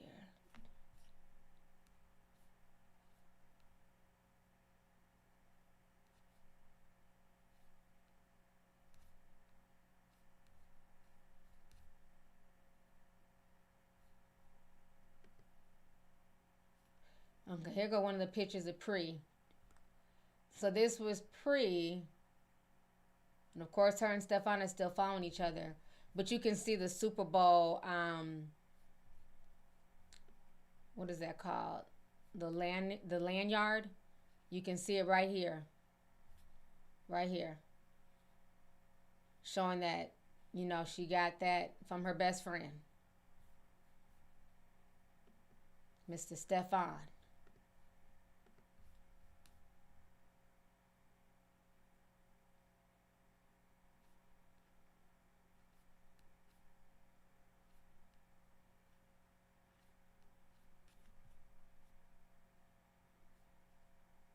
Like I said, I got a lot of clips here, so I'm just trying to make sure I covered all that stuff.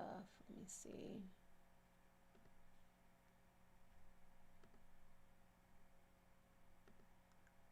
Okay, so now also I want to hit on Mason Cameron. A lot of people are talking about this. And I think the situation is very embarrassing. Here goes some more pictures of Kiki. So, hold on, shrink this a bit. So that is Kiki there with the baby Snoop.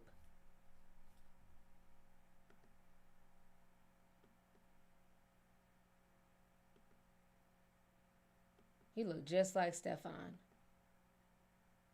And that's him in pre. See her face right there. It's pre.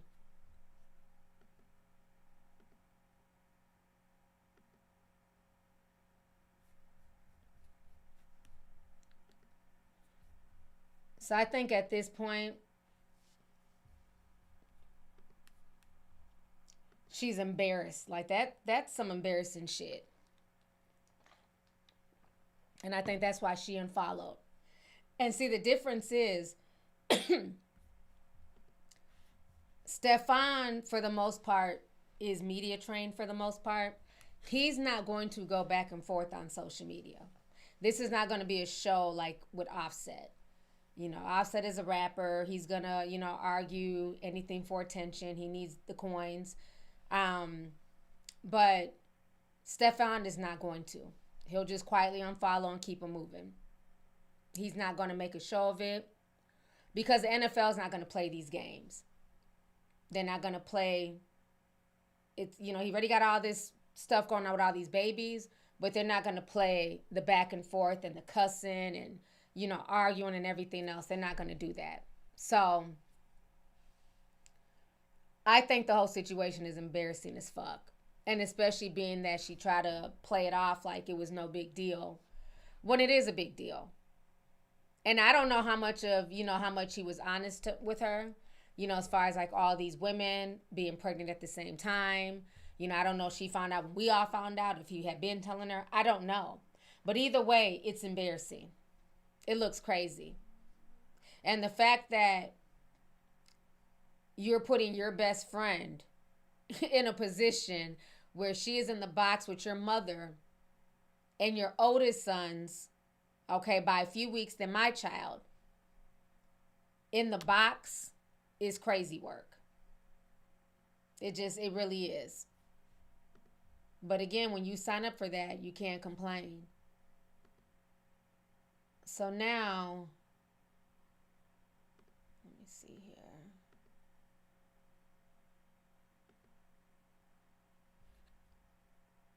Okay, so Cameron has something to say about the situation, and so did Mace. So we're going to watch both of them talking about it. Okay, pause that. This is why I say, shit is not a good look.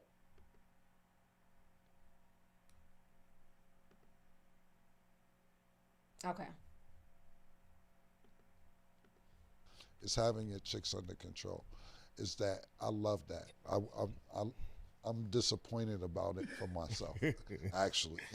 Like, everybody's getting along. It's babies coming after babies all in the same year, and nobody's mad. Cardi's even welcoming it. Cardi's like, yo, are we gonna have another one on the way? I told one of my chicks that the other day, like, yo, if Cardi B can handle it, who are you to be questioning me about somebody else? If Cardi B is accepting another 3-4 children on the way, I just think Cardi B being on the field, if she's ever on the field, they're gonna run up to her with a microphone. That's just the way it goes. It's to shout out to Stefon Diggs, because him leaving teams and then it didn't work out in Texans, and they wasn't sure if he's gonna go to the Patriots and do well, and not just Texans and Buffalo. There's like, yo, what you gonna do without Josh Allen? And for him to be in this situation with the Patriots going to. So you basically heard what he had to say. For him, it's funny, and it's he wish his girl would get on board with the situation, and she's cool with it. But what we're finding out is she's not cool with it, because if she was cool with it, her whole demeanor when they asked her on the red carpet, do you have any messages for Stefon? That demeanor on the red carpet was totally different from the demeanor before the Super Bowl. Because remember, this was February 3rd. Who remembers this video? So she's clearly not cool with it. This was February 3rd. Let me unmute this. Hold on. We're going to the Super Bowl! Let's go! Take it to New England. We're going to the Super Bowl! Let's go! I said, when was this posted? This was, February 3rd. Right here. This was February 3rd. So again, people will put on a persona like they're cool with stuff. It's not no big deal. I'm unbothered. But when they asked on the red carpet, not the red carpet, at the Super Bowl entrance, like, oh, any words, it was good luck. So what she was leading people to believe is truly not what it is. But Cameron is thinking that, oh, she's cool with all this, but we're finding out clearly not. Because if she was, she would have sat in that box right next to the other baby mama and Pre.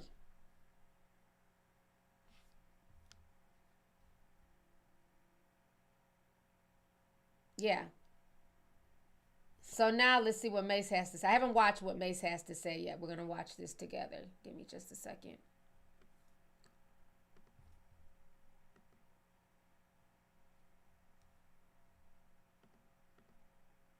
All right, let's see here.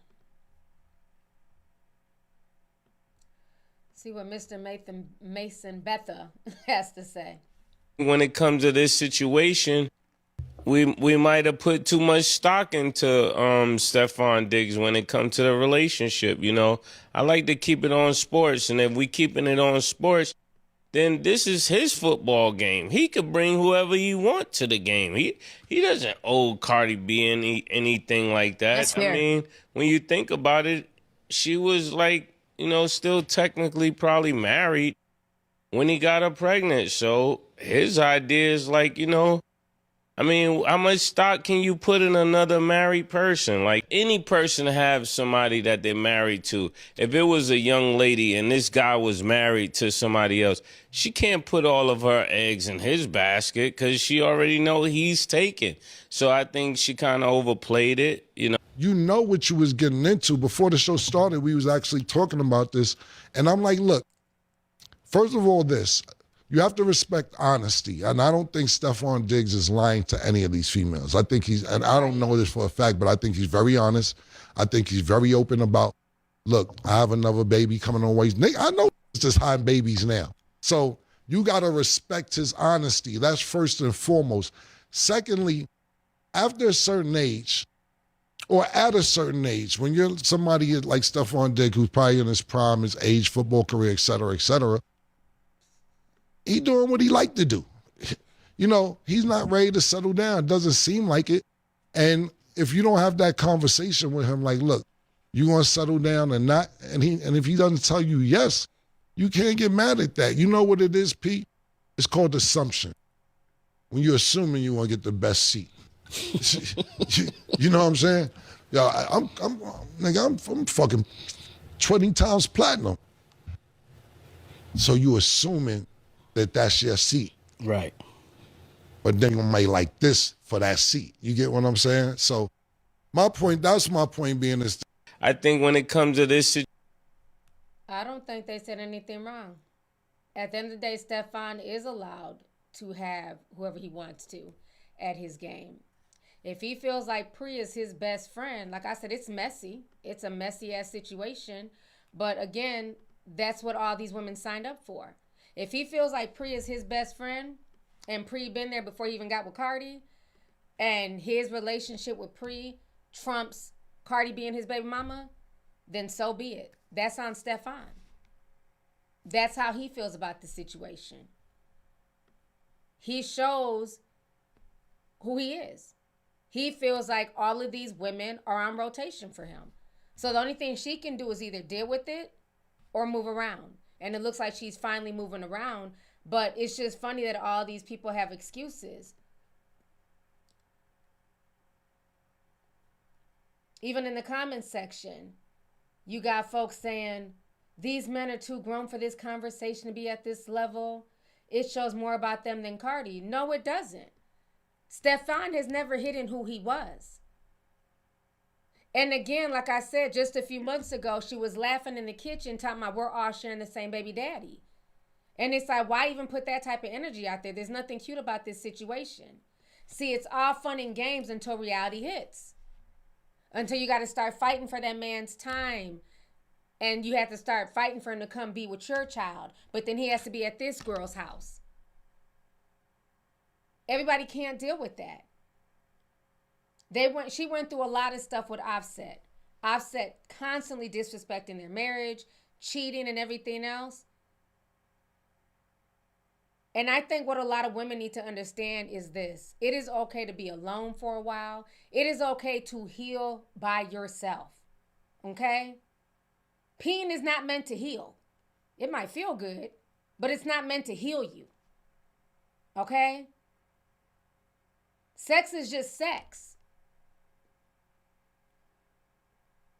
And running to just go be with somebody, to like make it feel like you're over this last person, it never turns out good. You have to heal. You have to give yourself time to reflect on what went wrong, what they did wrong, what you did wrong, what you're going to do better. You don't have to have a kid with everybody that you're in a relationship with.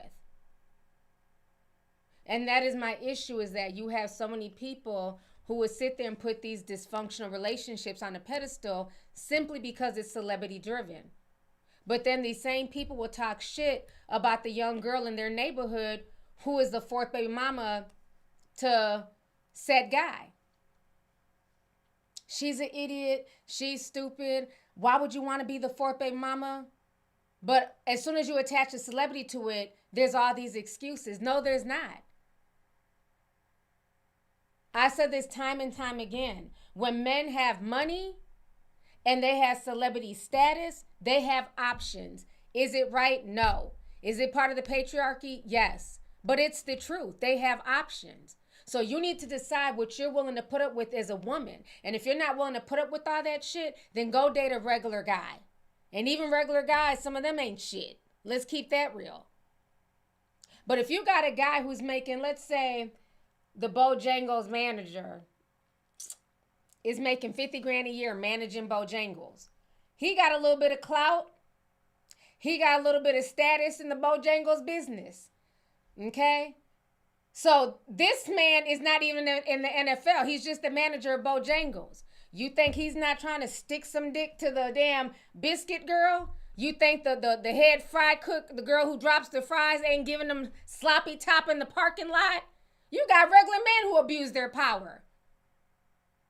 Okay? The Bojangles manager is fucking everybody in the damn restaurant. And you mean to tell me that y'all expect something different from an NFL star or a rapper? Come on now. Y'all not serious. Y'all are not serious.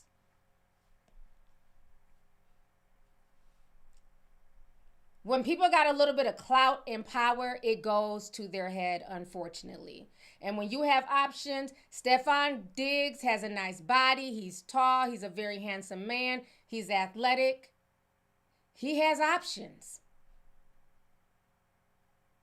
For him, that was another conquest. He done smashed Kiki, knocked her up. Then you got one of the biggest female rappers. That's a notch on his belt. He don't care about nothing. Like, you know, all the baby mamas all look alike. They're all pretty, but they all look alike. He's being driven by lust and ego. And when you decide to entertain the circus, then everybody ends up looking like a clown. I don't feel bad for any of these people. I love Cardi, but I don't feel bad for none of them. All y'all knew what y'all was getting into. And that's just the truth of the matter. So either y'all gonna figure it out and be sister wives or go into y'all's respective places. But that man cannot be controlled. He's going to do what he wants to do. Why? Because trust and believe, there's a woman waiting. If whatever Kiki won't do, whatever Cardi won't do, whatever Pre won't do, there's a bunch of women lined up, willing and ready to do it just because of his status and his money. Y'all give grace to people simply because of that.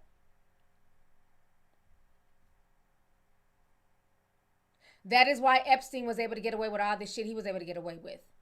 Simply because of status and money. And that's the sad part.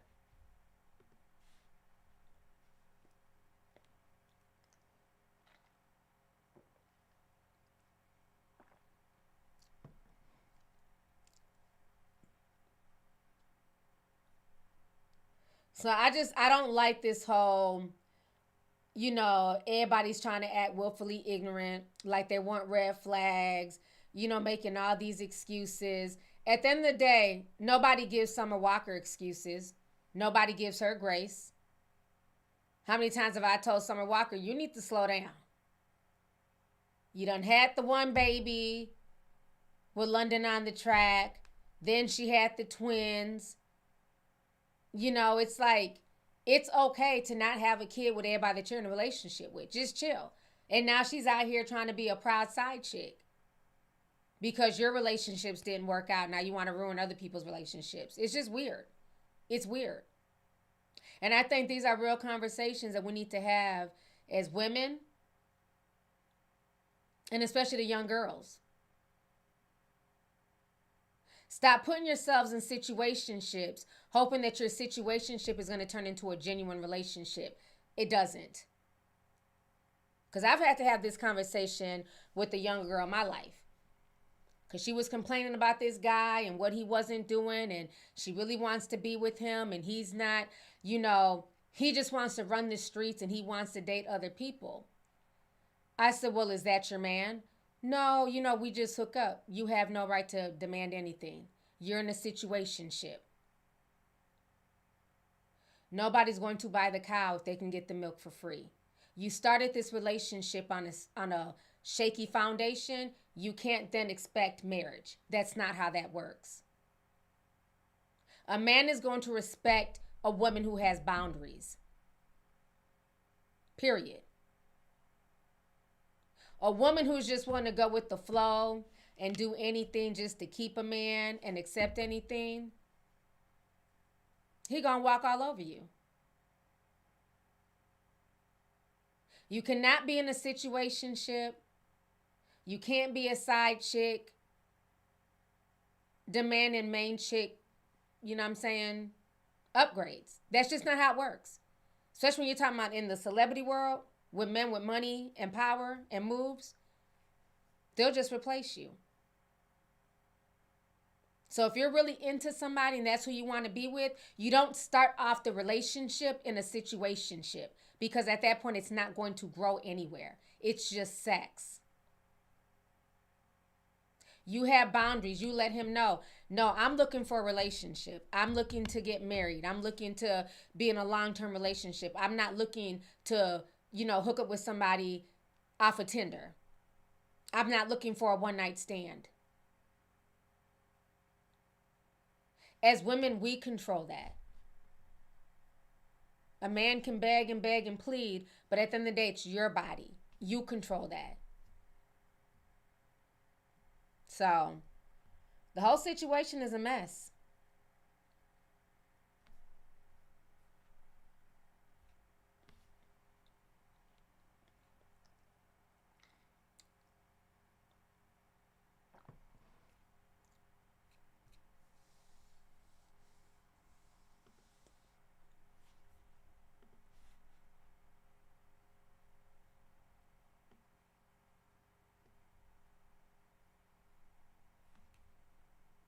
Let me read some of these super chats. Give me just a second. I'm trying to make sure I have all my... I think I played everything I wanted to play concerning that situation.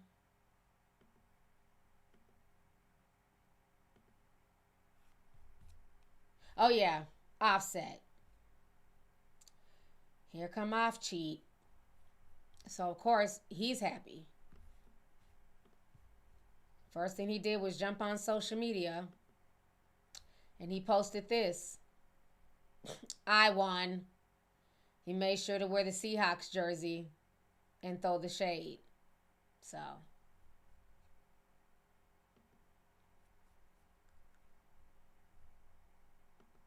And again, a lot of people were saying she's having fun.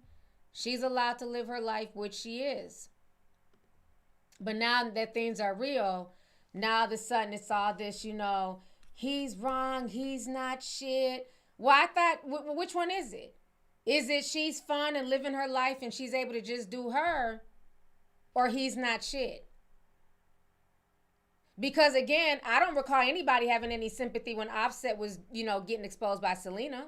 I had no sympathy for his ass. All of these people are adults. So if Offset knows who Selena is, everybody knows what Selena Powell is about. Everybody knows she's a groupie hoe. No tea, no shade. They know that she likes to record people and blast them on social media. So I'm confused. I'm supposed to have all this sympathy? Absolutely not. I said you knew who Selena was. So that's on you. And in the case of Stefon Diggs, everybody knew what Stefon Diggs was about. So it can't be everybody's just having fun one moment. It's no big deal. And now, he's the worst person on earth. No, he's been that way. So, again, let me read some of these super chats.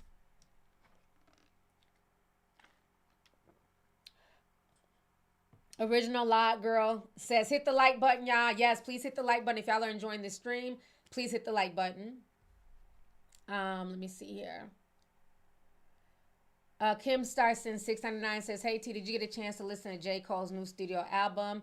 Thanks for the work that you do. Much love. Hey Kim Star, no, I have not. I tried to watch one of the videos I seen on Twitter and I fell asleep. I didn't get a chance to watch it. I just haven't been into J. Cole ever since the whole battle situation. I just don't care anymore.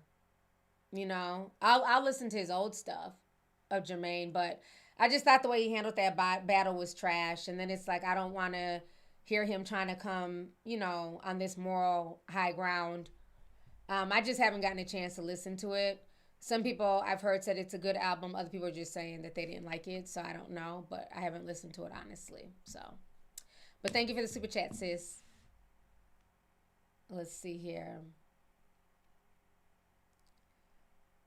Denisha Collins gifted a membership. Thank you, Denisha. I appreciate you. Victoria Marie says, I want some oxtail lasagna. In my Brorilla voice, I need it. Love you, T. Love you, too. Thank you so much for the super chat. Let's see here.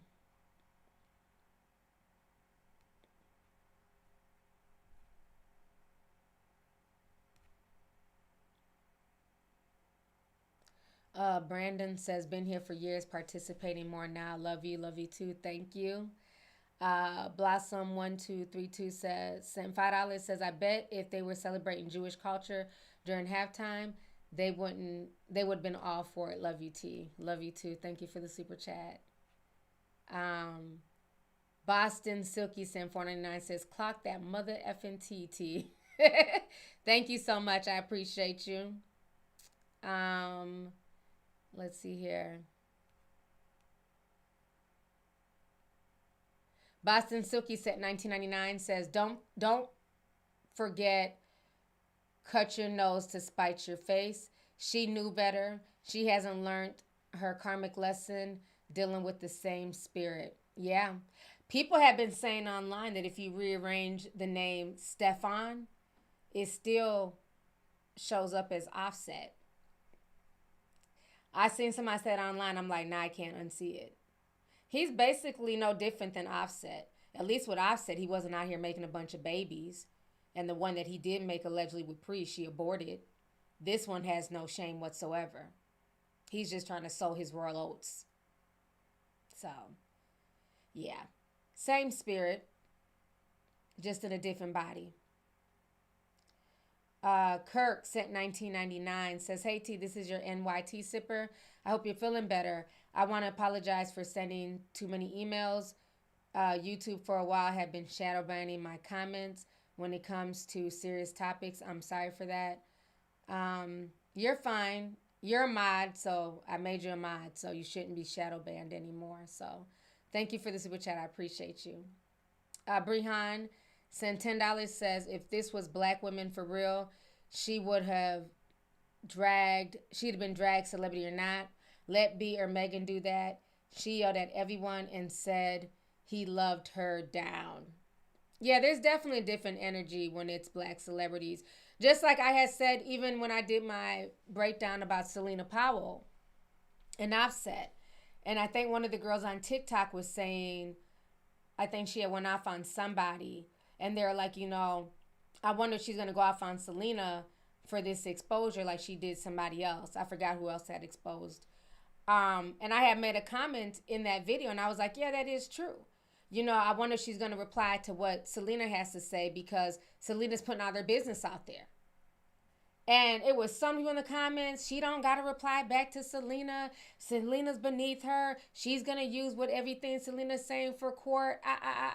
Very next day, she replied back to Selena. So, but she thanks Selena for the most part.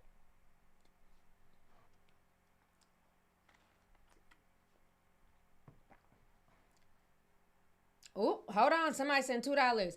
Catfish makeup for Cougar says the fifth baby mama is pregnant again. Who's fifth baby mama? You talking about Stefon? He has another baby on the way? I'm about to start calling him Stefon Longschlong. Because, I mean, this don't make no damn sense.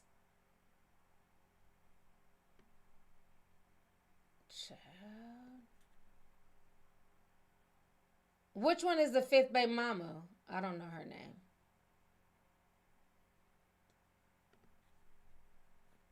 Stefon Diggs, fifth. That's a damn shame. Oh, the Ali Lopera.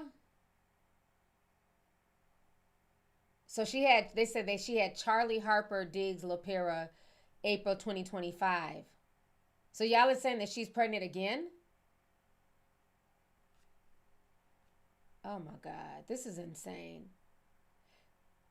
At this point, this man has some type of breeding fetish. I don't care what anybody says. This is a breeding fetish.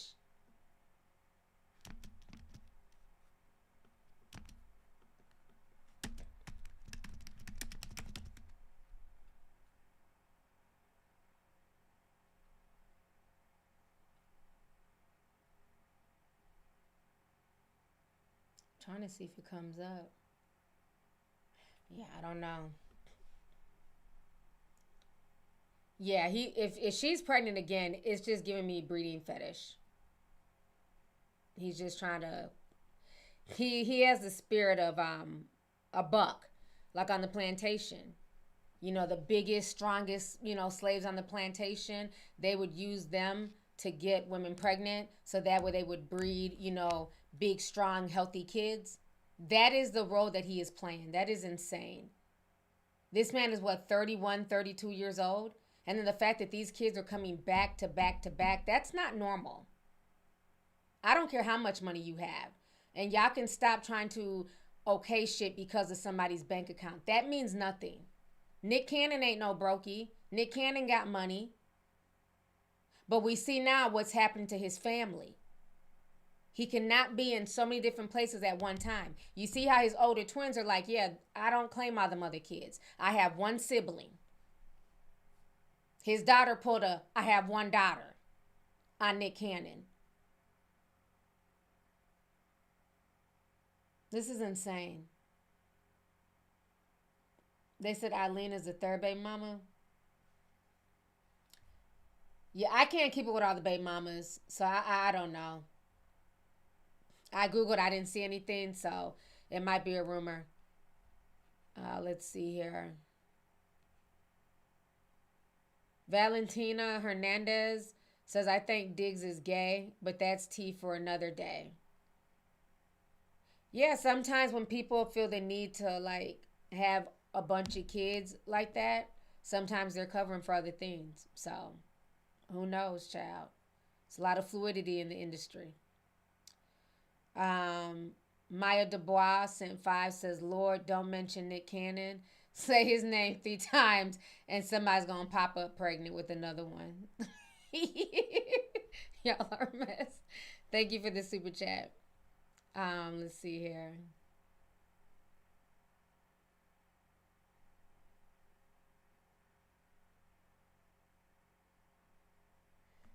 Bree Hansen 5 says, between the robot incident, the baby mama being there and preceded with the mom, the whole weekend was cringy for her. Yeah, it was definitely a very interesting weekend.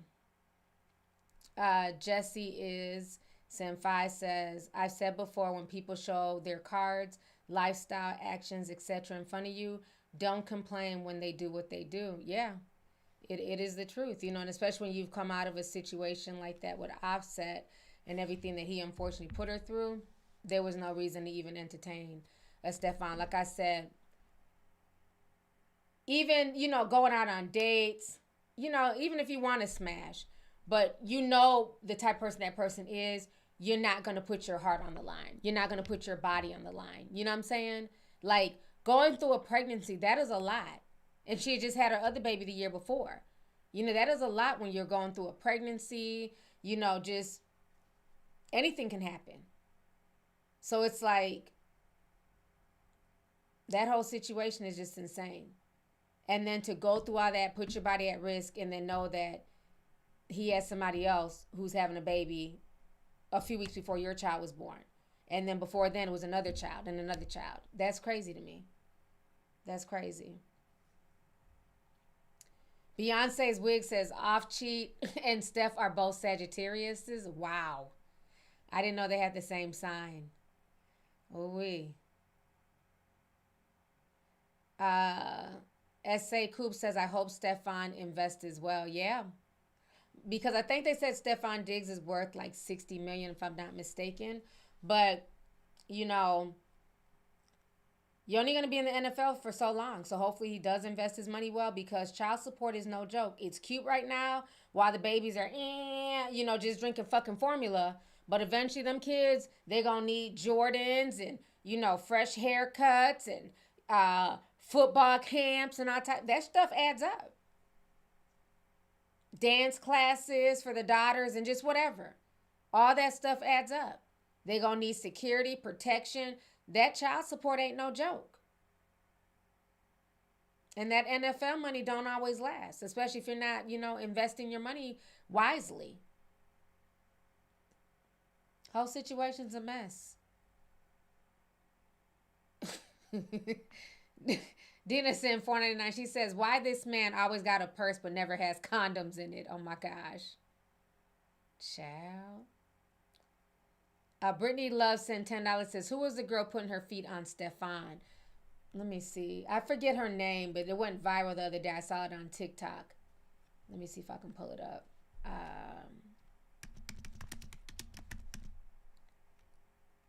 And that happened right before the Super Bowl. And they said it's a side chick he's been messing with for years.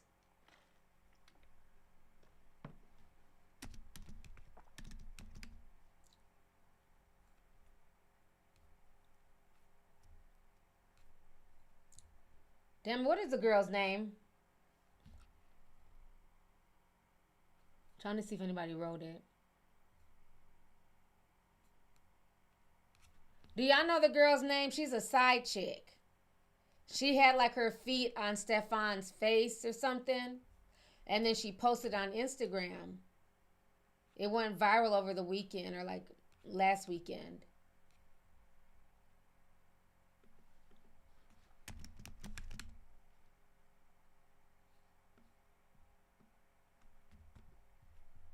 Let me Google it. Okay, Instagram model. Here it is. I found it. The hell's her name? Sky Marlene. This was on February 3rd.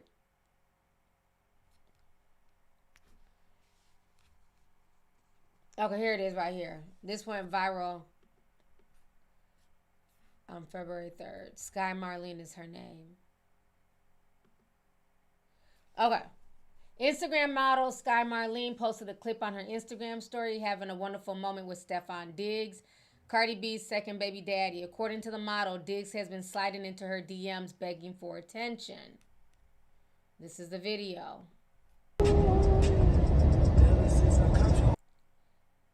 She has her feet on him while he's texting. Dude is a freak. Ain't no way in hell I'm going to be in my car in the passenger side and your feet are just chilling on the side of my face. Like, get the fuck out of here with this. So, yeah, hopefully she's not knocked up too, child.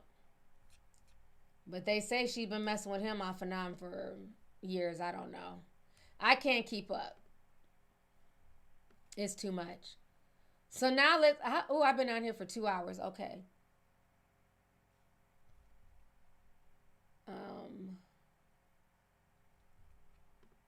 So we got to talk about this Cory Holcomb situation. Oh, this is about to take another hour. I might have to say the Glorilla thing because I'm really trying to hang in there. But I do got to talk about this Cory. So we'll just do the Cory and then maybe I'll just do a reaction to Glorilla.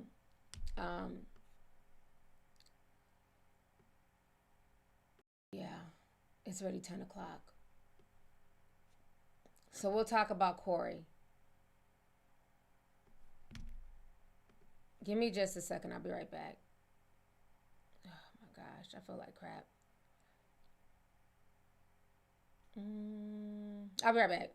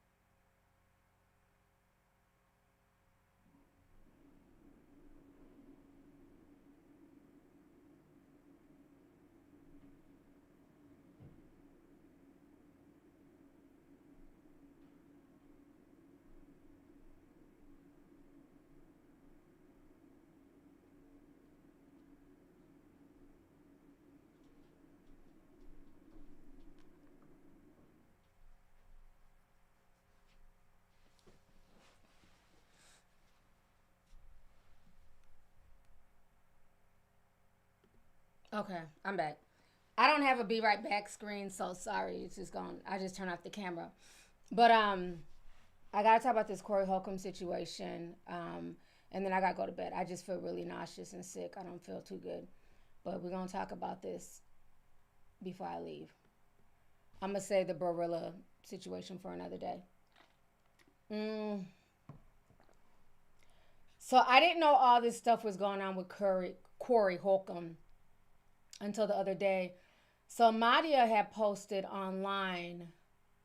Pull up my Instagram here.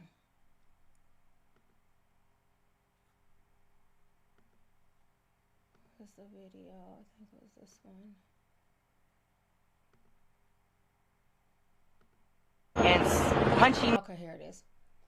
So she had posted this video on my Instagram page of Cory Holcomb being upset at TMZ, saying that TMZ has basically tried to ruin his life. He's not, he's missing opportunities and stuff like that. Now, I remember the video going viral a few weeks ago about him punching a woman. What was her name? Christina Payne. He had punched her I think it happened like a few years ago, but they finally got the video and they released it. So he's been getting a lot of blowback from this. And so let's just go ahead and watch what he had to say real quick. What we posted, and then I'm gonna show you how I got onto this topic. So give me just a second. Okay.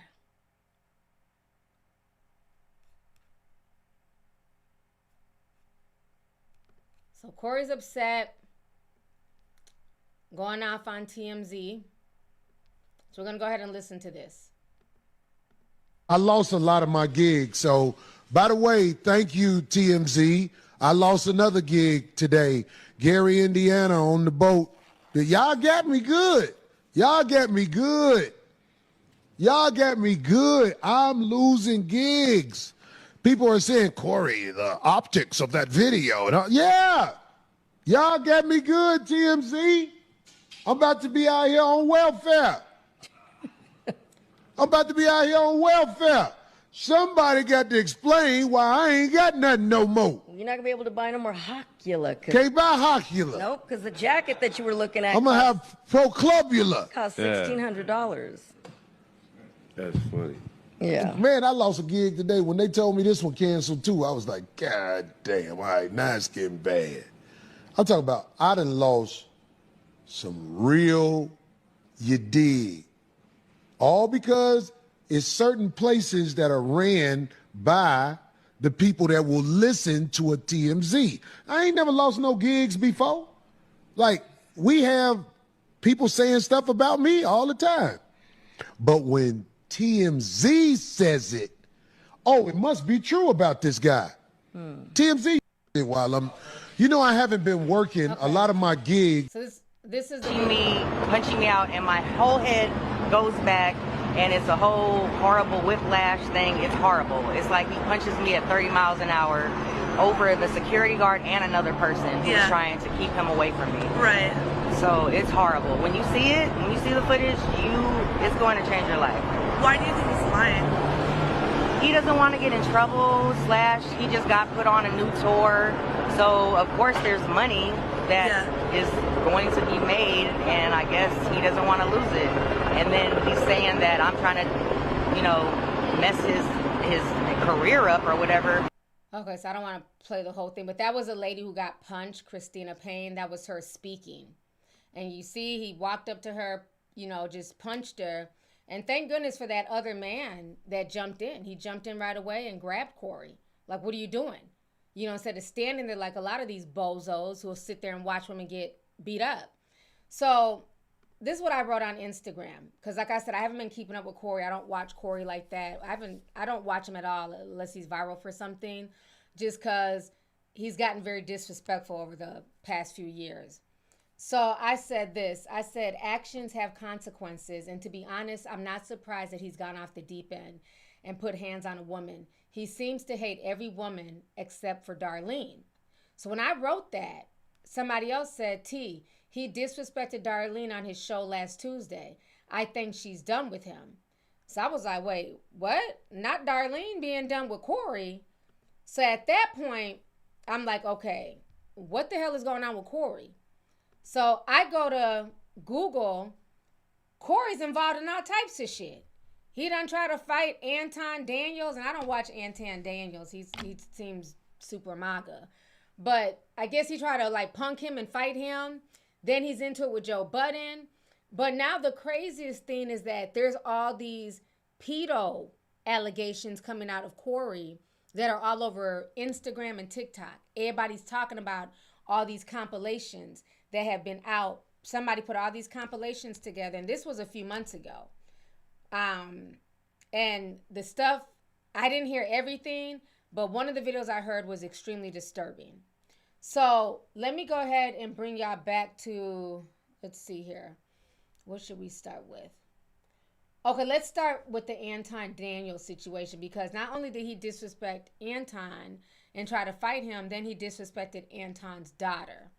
So I kind of put everything in order, so give me just a second. That's the daughter.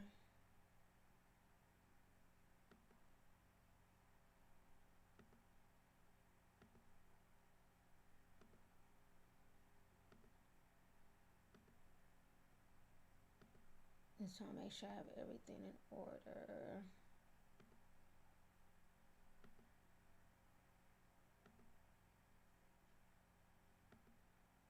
I thought I had the back and forth with him and Anton. Okay, I do have it. Here it is. Okay, perfect. So this was the video that first went viral with him and Anton. So this happened about a month ago. So I'm just trying to catch y'all up to speed here.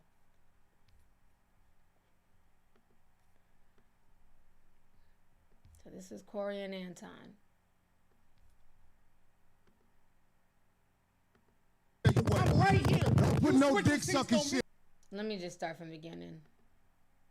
Male do to America to bring it down. I'm not getting into that. You dancing around it. No, and that's why I lose respect for you when you start dancing and kissing Caucasian males' ass. But I don't. Don't do that in front of me, because I'm not an ass kisser of nobody. Yes, you are. You suck the dick of black people right now.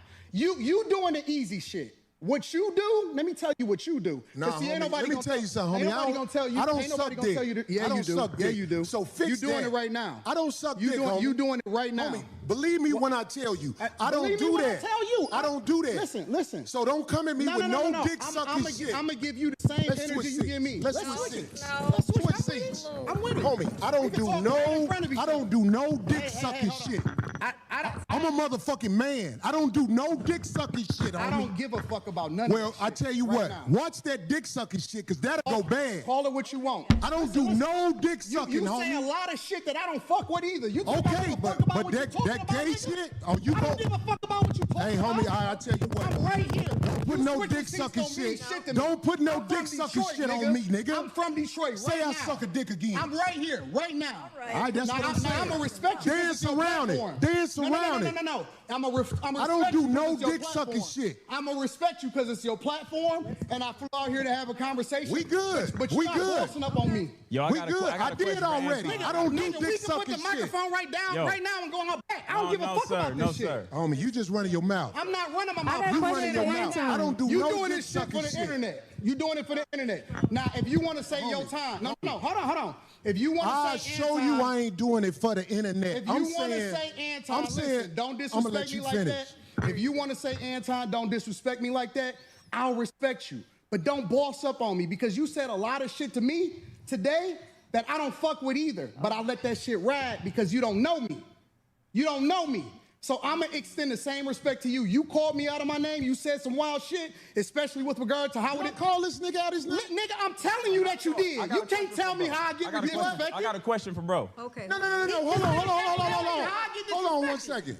Hold on. We just getting loud. I ain't gonna get loud. Then don't switch seats. No, No. This my show. This cool. my show. That's cool, but I take that shit as a threat. Okay, well, it is a threat if you calling me dick sucking. I don't dick suck, my nigga. Man, fuck what you talking about. I don't dick suck. If you want to get back to the conversation, because you ain't gonna do shit. Because you're not gonna do shit. Come at me with that dick sucking shit again, nigga. Shit. You're not gonna come at me with. Say I suck dick again, nigga. We can go out back right now. Fuck I am. We can go out back right now. I'm with it. I bet you won't say that shit. We can go out back right now. I got money for all this. Whatever. I got money too. Don't nobody give a fuck about that shit. Hey, No, it's just not respect. I ain't falling for that. I ain't falling. Golly, get out the way. Don't get in the way of two niggas. Let me tell you something, homie. I ain't got to go out back right now, because we got to go out back to lead this motherfucker. But I'm saying that dick sucking shit, watch that. That's all I'm saying. And if I don't say it how you like it, if you want to okay, get back to the conversation, we can get back to the conversation. But just know, I'm not listening to none of that shit, bro. Here, nigga. I'm not listening to none of that shit. If you want to get back to the conversation, long as you we can know. get back to the conversation. Long as you know. Bro, you not. Because that ain't you nothing. not that tough. Okay, child. So let me come back on the screen. So that was them beefing and going back and forth. So that went viral a few weeks ago. Like I said, I didn't really keep up with that because, you know, Anton Daniels be saying some crazy stuff about black women too. So I don't know. So I just kind of was like, whatever. Let them fight it out. I could care less. But then it kind of got ugly. I found out while researching all of this from one old girl left that comment that he started going in on Anton Daniels' daughter. And so that started a whole nother can of worms.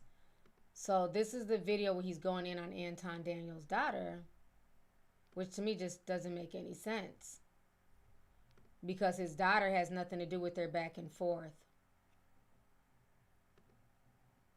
So this is the video here. Let's go ahead and watch this. That's his daughter. This man said he ain't got no children out of wedlock. Nigga. That's Cool Mo daughter. That's who? Not Cool Mo D, Cool Mo daughter. That's the air up there, nigga. Look, nigga, let me tell you something. Don't make no more kids, nigga. That bitch gonna be buying pussy like you after a while. If you don't know, nigga, don't ever brag on no motherfucking what you ain't got. Don't nobody want no kids with you, nigga. Don't nobody want no kids with you. Your prime years, you was a scammer, nigga. You was doing scams. Now that you older and found a way to manipulate, get dude off the screen. Get dude off the screen, man. Who the fuck is that, nigga? That's his daughter. This man said he ain't got no children out of wedlock. Okay. So that was him going in on the daughter, who has nothing to do with what her daddy got going on, what he got going on. That was disgusting.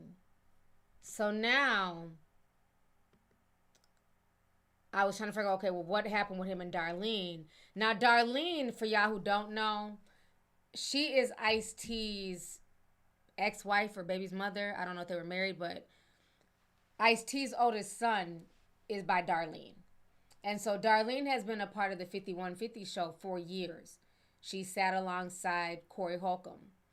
And so he ends up really disrespecting her because something about a t-shirt. He made a t-shirt about Anton's daughter, and it looks very disrespectful. I think she's a monkey or something on the t-shirt. And Darlene refused to hold it up. So let me see here.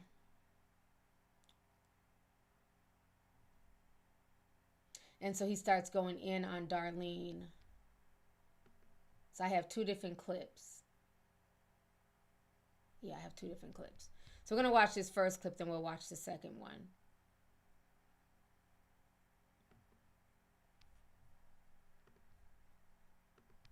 But everybody's playing a video that has been edited. There's a video, like I said, say it again, and then he stand up, like, let's go outside. That's not what happened. What happened was I told him, say it again, and he folded.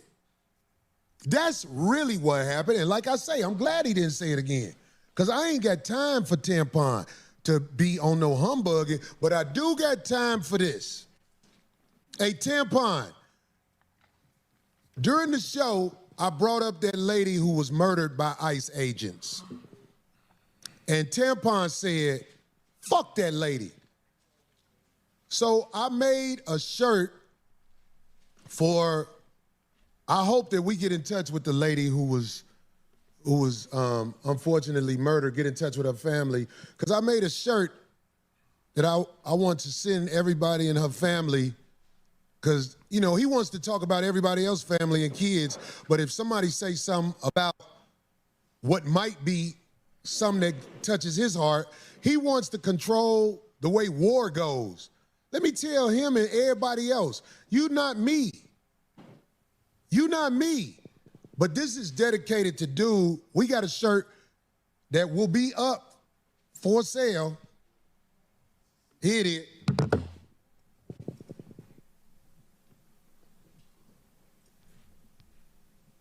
This is dedicated to you, Lane. Look at this shirt. So it has her looking like a monkey, the wife looking like a monkey, saying, hey, leave my family out of this. Wow. Wow.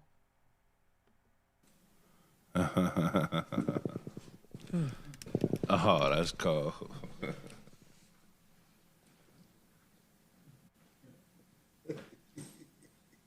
This is dedicated to you, Lame.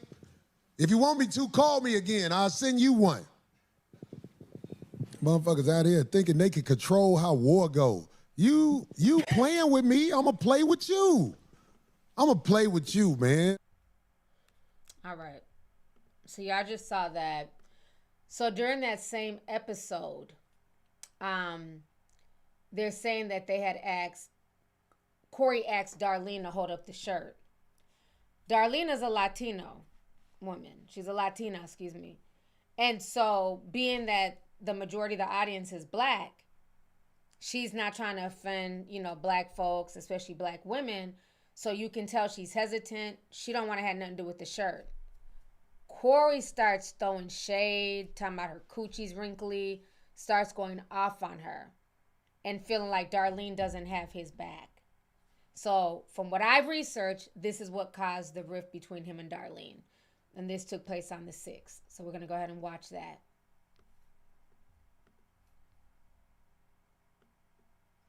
Okay. So yeah, this person, Harriet, said, Holcomb is trending once again because of his egregious public treatment against women. On January 23rd, this video leaked online showing the comedian violently pushing a fellow comedian. Okay, we've seen that. February 3rd, 5150 show, Cory publicly disrespected and embarrassed and humiliated his co-star of over 15 years, Darlene O.G. Ortiz, with over 20,000 people watching. Okay. Because Ortiz refused to hold up a shirt that was promoting a podcast, he scolded her in front of the audience and then made threats about her being easily replaceable. So let's go ahead and watch this. Let's go ahead and check this out. Here in LA, of course, Kendrick cleared out the whole house, you know, and now he has surpassed Jay-Z by the most wins for a rapper. So yeah, congratulations. Yeah. Oh, man. And he was there, and he looked great. Kendrick looked really good. Everybody did. He trying to give you that elderly box. Oh, stop! Oh my God, I like his relationship with his wife. I like that. So it's wrinkled at the bottom. No, I'm just fucking with you. That's wrinkled at the bottom. Your box. What? Okay, says the guy whose balls are right there by his knees, because that cannot be your leg right there. Anyway, at your all right. I don't know what that is, but okay. Anyway, so moving on. So congrats to everybody. A few moments later. Tames Lames. We gotta turn that into a shirt. Ain't this a shirt, D? You gonna hold it up, D? No, you can't. That's all you, brother. Oh, you ain't gonna hold it up? Well, I gotta you ain't fucking with a nigga, D? And when I hold it up, I can't say my shit with the mic. You ain't gonna hold it up? Your mic. Oh, don't worry about it. No, don't worry about it. Don't worry about it. Oh. I'll show that shirt next week. Oh, wow. Look at this one. No, I'll get somebody to hold it up. Look at this one. I'll get somebody to hold it up. Look at this. I'm finishing it. Look What time is it? We ain't got enough time. And look what I was doing. If we had enough time, I'll get somebody to come hold it up right now. Look how he's doing. But you see what I was just doing right now? Oh, it's all good. Don't matter. I'll get somebody to hold it up. Motherfuckers want a piece of you that they like, but they don't want the whole thing. Did I just not say? I'll get somebody to hold this shirt up next week. Watch. You know what? Somebody just said something earlier that it might be. You're right. You right. Might be. Might be. Shit, I don't need nobody to do shit for me. I'll get somebody else to do it. As everybody who I deal with like that. If you won't do it, okay, I'll get somebody else to do it. I'm over here trying to input the things because I had to go. You don't even know what I went through to even get that. Yeah, so, I bet. okay. Don't worry about it. Somebody else will hold it up next week. See how you can't even. Wow. Okay. I guess not. Don't do whatever. Goddamn it, somebody be doing that. I guess not. Shit, it don't stop. There we go. Wow. I'm just getting it to you. I'm telling you the truth. I see. Hey, you see what I was doing? Why I said I wasn't gonna hold it? Okay. We are about to. We gonna do the rap? Let's do it. Back in 5 minutes, 51:50. Jesus. So once again, the disrespect is loud. We're not listening to all that. So he basically let her know that he could replace her. And so Darlene ends up coming back and she does this long spiel. This was the other day.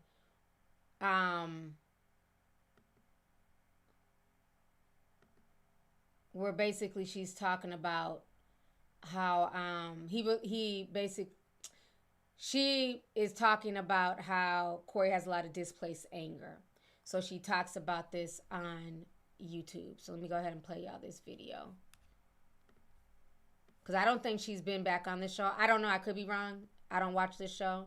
But I'm assuming she's still not back on the show. She feels a way about how Cory talked to her in front of everybody. So this is her right here. Misplaced or displaced anger. This is when someone is genuinely angry or hurt about something or someone, but instead of directing that anger at the real source, they unconsciously aim it somewhere safer, easier, or less risky. For example, right? Someone might feel powerless, rejected, or disrespected by a boss or a coworker, a partner, children, or even life itself. But they don't feel safe expressing that anger there, so it leaks out all over the place toward loved ones, strangers, or even themselves.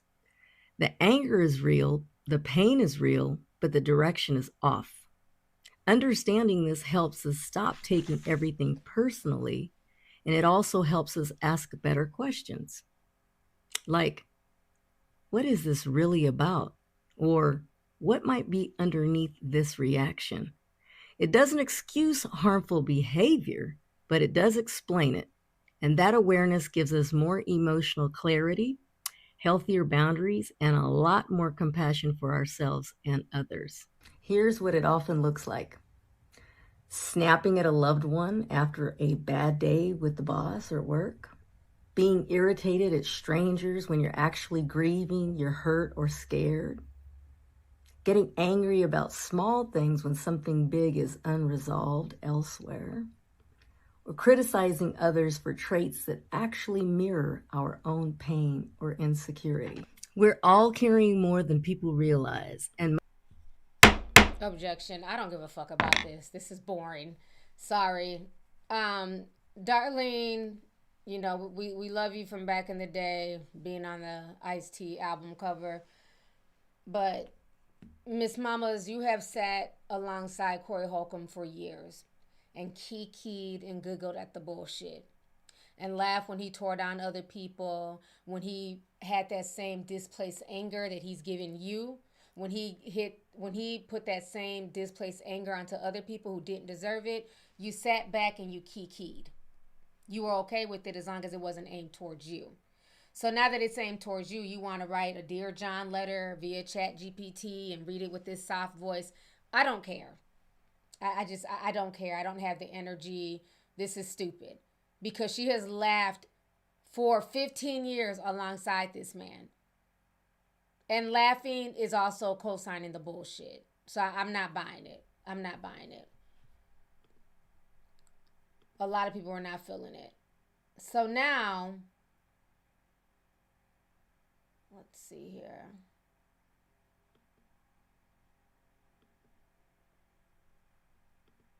So like I said, they've been going off on Instagram saying that Cory's out here doing pedo shit or talking like a pedo.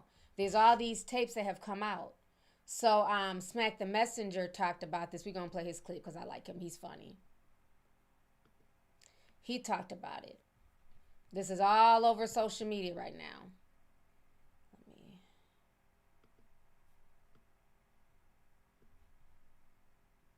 Just a second. Okay, there we go. Mr. He be cracking me up. All right. They say Cory Holcomb like him young.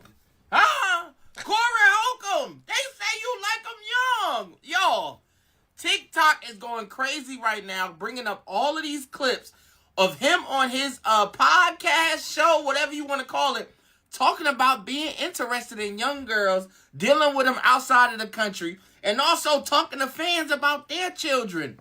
Bro, I have never really watched his show. I don't even know how to get to his show. But the clips that they are playing is ridiculous. Cory Holcomb is even admitting that if they ever catch up to him, that he would be in big trouble. Y'all, I don't know how this is swept under the rug.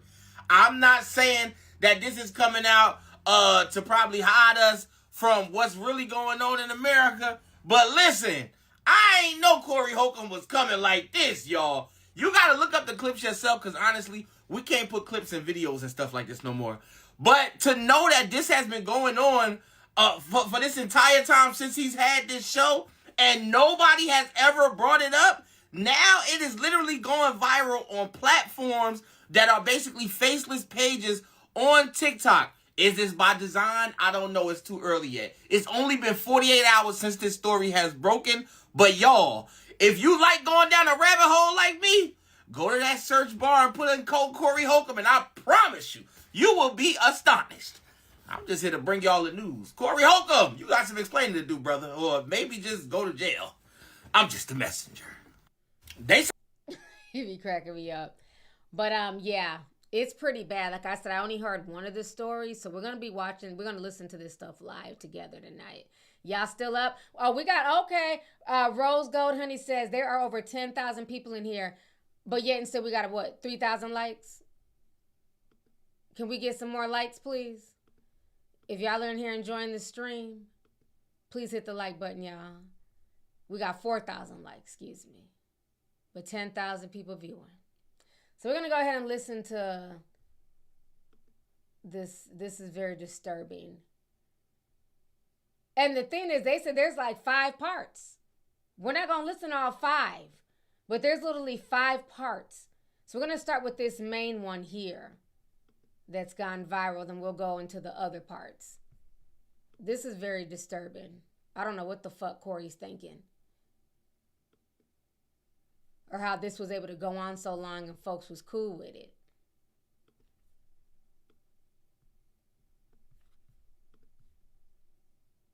I was in Iceland. You don't have to be no 18. I think it was 13, maybe 14. Yeah. That's a grunt. The vagina been on this planet 14 years. I've said this before on the show also. Do you know if a woman 16 years old gives you a baby, that is going to be 16, 17, 18, 19.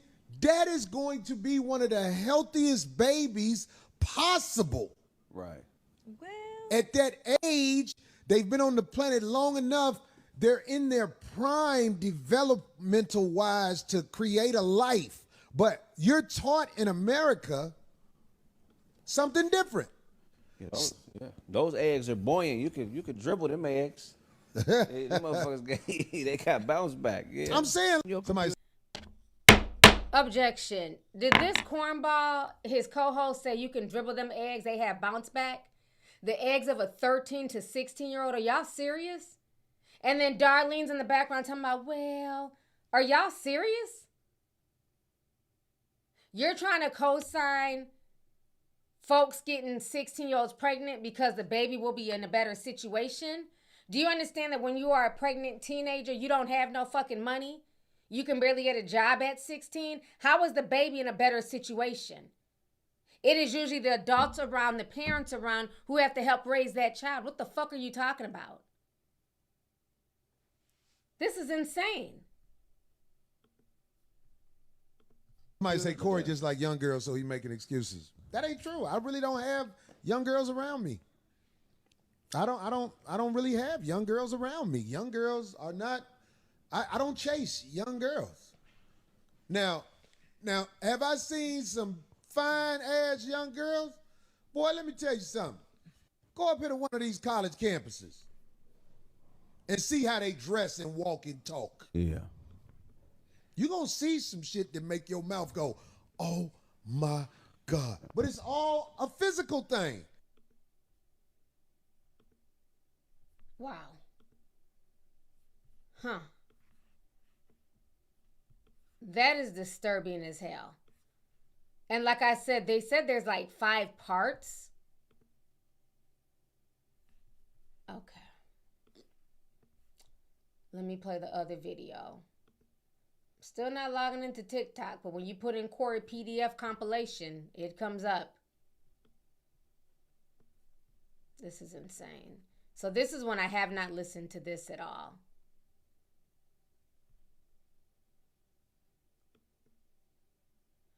And if you're triggered, leave. That's the only trigger warning you'll get from me. If you're bothered, move around.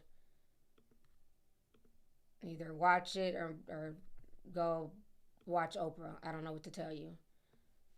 But we about to get to the bottom of this because this is sick. There are 5 parts. And this was first posted in January. It's now February. So it's making its rounds around the internet.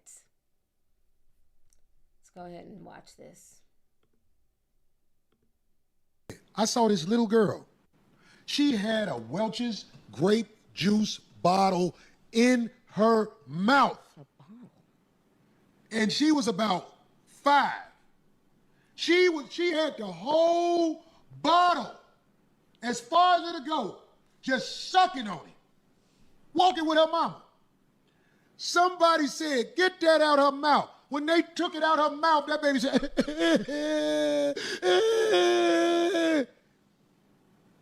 You know when she stopped crying? When a man picked her up and put her in her lap and started bouncing with her. Then she stopped crying and was looking like this. I said, that's a whore. That's a little whore growing right there. And everybody will say, Corey, what are you talking about? Corey, you crazy. Get the fuck out of here. This little girl was in her bliss with her mouth wide open.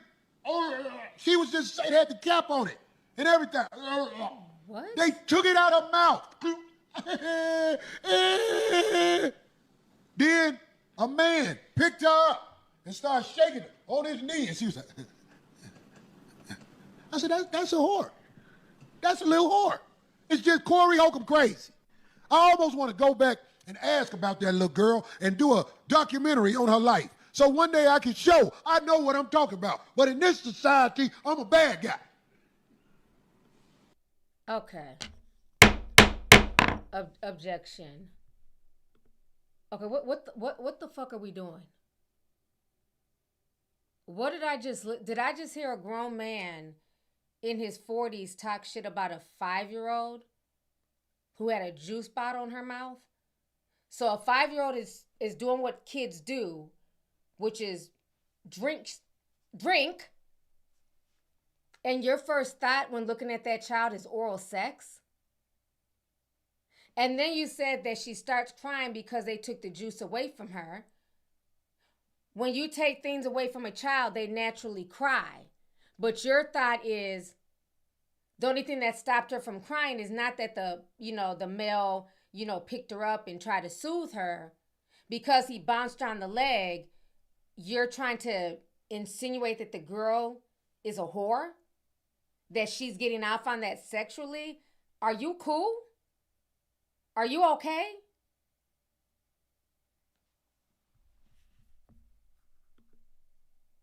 I'm literally blown right now. Where's the joke? Where's the fucking punchline? Because we went from a little girl drinking a bottle of juice to being put on somebody's lap to she's a whore. Oh, wow. I'm scared to listen to the rest of the compilation.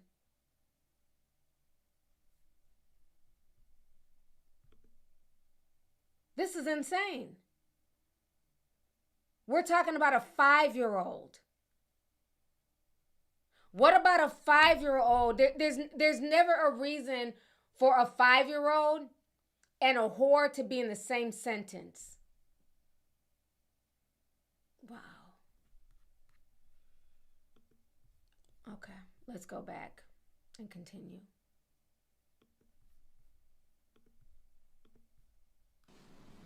That ain't nothing no little girl do unless she has the urge to do things like that. She has the urge to be satisfied. But ain't nobody gonna pick it. Cory bad. Cory bad.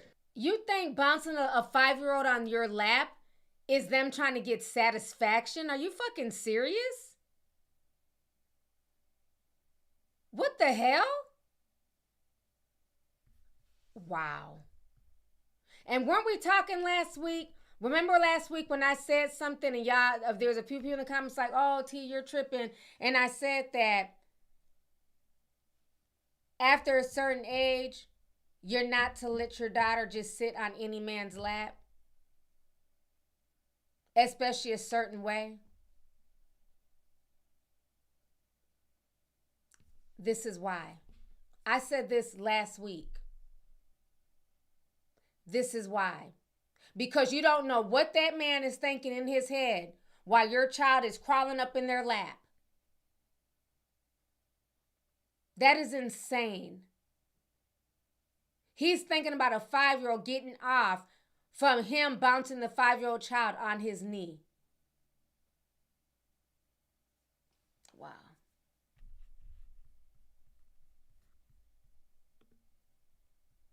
Let's continue.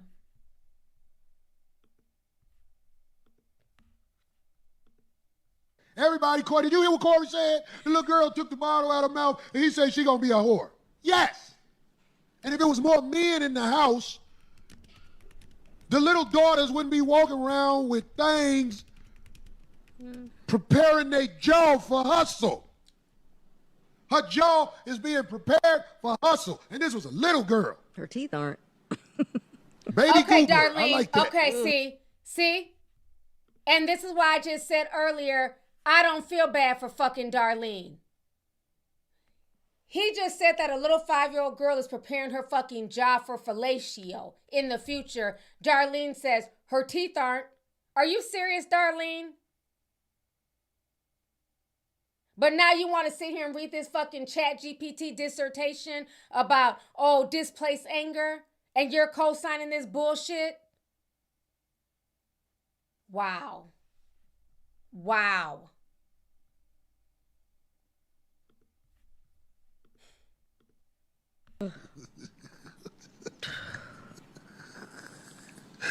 Quick, that happened to me for real. One day I was living with this lady, and her daughters crawled in the bed, and I ain't have on shit. Yeah.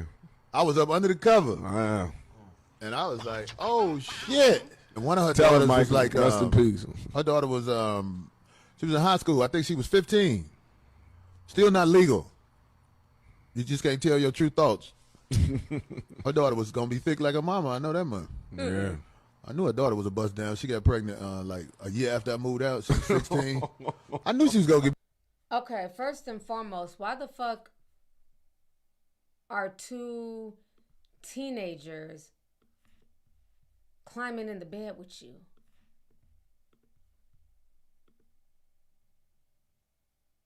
He said that he was in the bed naked, and the girl that he was dealing with at the time, her teenage daughters crawled in the bed with them. That makes no sense, nor is that normal. If you even suspect that your mama's in the room with a man, you're going to knock on the door. And if he's in there, you're going to turn around. What part of this is funny that you think it's okay for two girls to get in the bed with you and you're in there naked and they're teenagers, and then you proceed to say that the girl is thick, like her mama, and that you knew she was going to be a bust down because she got pregnant a year later? What made you feel like this young girl was a bust down? Because you was trying to tamper with her? Why is that what runs through your mind when you're dealing with her mama? That you're looking at her daughter in a certain way and assuming that she's going to be a bust down? Ladies, watch your children and watch who you have around them. This is sick.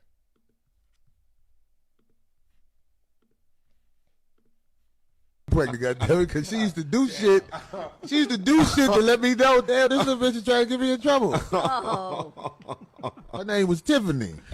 Right. All of you kids. Yeah, she has a documentary. Kid pussy, that's the best put. Well, I'm saying, you better watch motherfuckers around your kids. What? Wait, hold up. Did he just say kid coochie is the best coochie?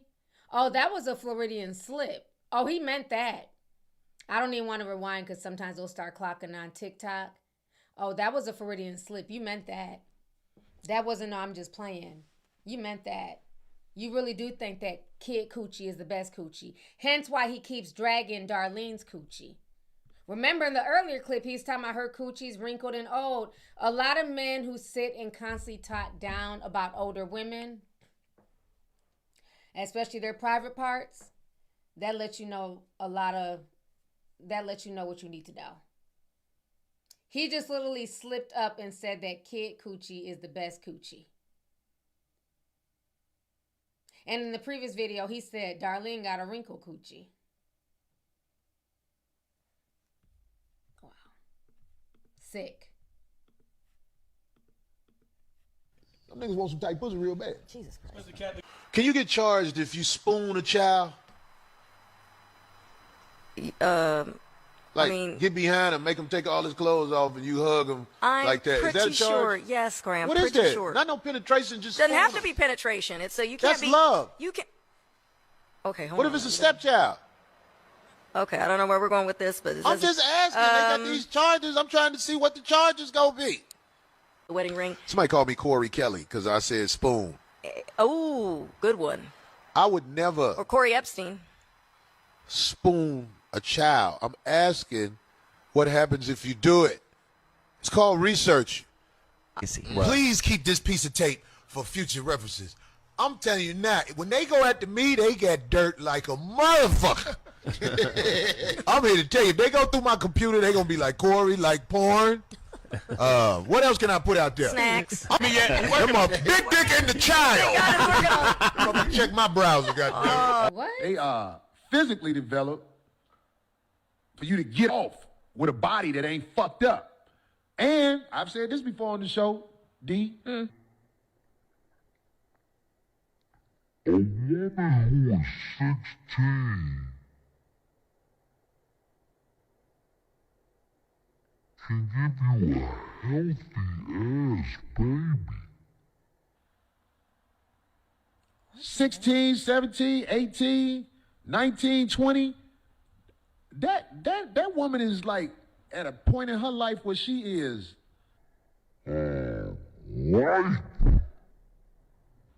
Right. It's just nobody likes to say shit like that in America because you can get in trouble for that. Now, I don't want no woman that's 16, 17, 18 because of the laws and because of the mental state she's in. But I'm talking about a healthy woman is a woman who's around 16 through 25. I guess. Are you insane? A 16 to 18-year-old is not a woman. That's a child. What are you talking about? And then Darlene's goofy ass is in the background talking about, I guess. Are you that desperate for a check in a position that you're co-signing this shit? Do you understand that a teenage body going through pregnancy is hell on an adult woman? It's even worse on a teenager. I should know. It's a lot. You're high risk. What are you talking about? That doesn't make them ripe. They're at more risk. Their bodies are not all the way developed. I can't believe he's preaching this to his audience. Like, this is insane to me.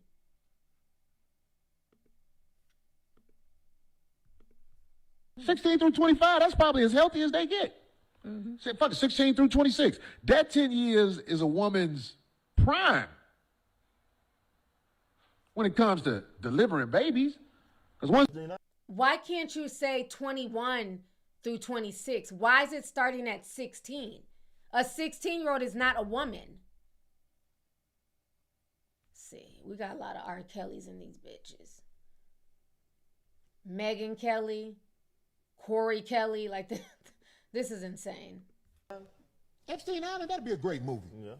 What was happening on Epstein Island? Nigga, they was fucking the shit out of children. That would be a horrible So you movie. Telling me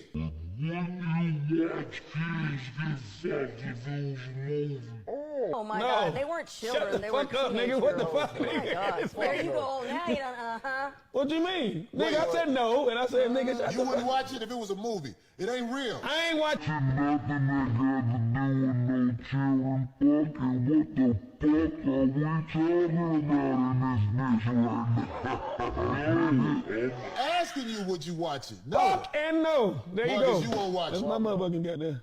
I don't know why they keep slowing down the audio. It's not me doing it. I don't know why they're slowing it down, maybe to get through the algorithm. But he's basically asking if they would watch kitty corn. That's ridiculous. He knows what he's doing. I know he He's knows. one of these I guys. know he knows. Yeah, I know he knows what he's doing. Exactly. My God. Oh, you gonna have it used all over you, boy. Just not get started, nigga. I said if they made the movie. They make slave movies. Y'all watch them? Man, I ain't watching no goddamn They make the children. movies Oprah Winfrey them make where motherfuckers be like, I believe that life is going to... They Y'all squeeze watch the all that titties. shit? They squeeze the titties on Beloved. You remember that? I understand. I see what you're trying to go through. We watch rape and all this. You watch all this shit. I see what he's doing. All this Okay, awful, okay. like old girl said in that one movie, scrupulous shit. Put it like this. If your ass don't get a fucking nasty ass feeling being around any of that motherfucking vibe, that motherfucking image, that motherfucking video, anything, you got something wrong with yourself. Niggas are trained to look at what they think people don't like. Somebody tell I'm protection service. Look, check this out. Do you know how many people that you watch on TV were associated with Epstein? Oh, hell yeah. Don't get me started, bro. Let's not miss the point. That's why I said this. How many of your stars you watch today are associated with Epstein? That's facts. That's facts. Don't get me going. That's true. They won't go after them. They'll try to say, Corey said something about, would you watch a movie? You sucker that's ass true, niggas. Trey. Good. Wow. Corey, wish my baby happy 16th birthday. Hell, she ain't yours, so this is easy. She turning sweet 16 Saturday. Hey, what's up? Make sure, hey, look, I don't know her name. Isabella. What is her name? Dita 605? Dita 605? Listen, I want to wish your daughter a happy birthday. Her sweet 16. It's a beautiful age, and you make sure you and your daughter have counseling so that if she's broke, cat daddies like me ain't in that ass by the time she's 21 through 30. Because if you don't bring them up right, I'm going to be with them on their birthday.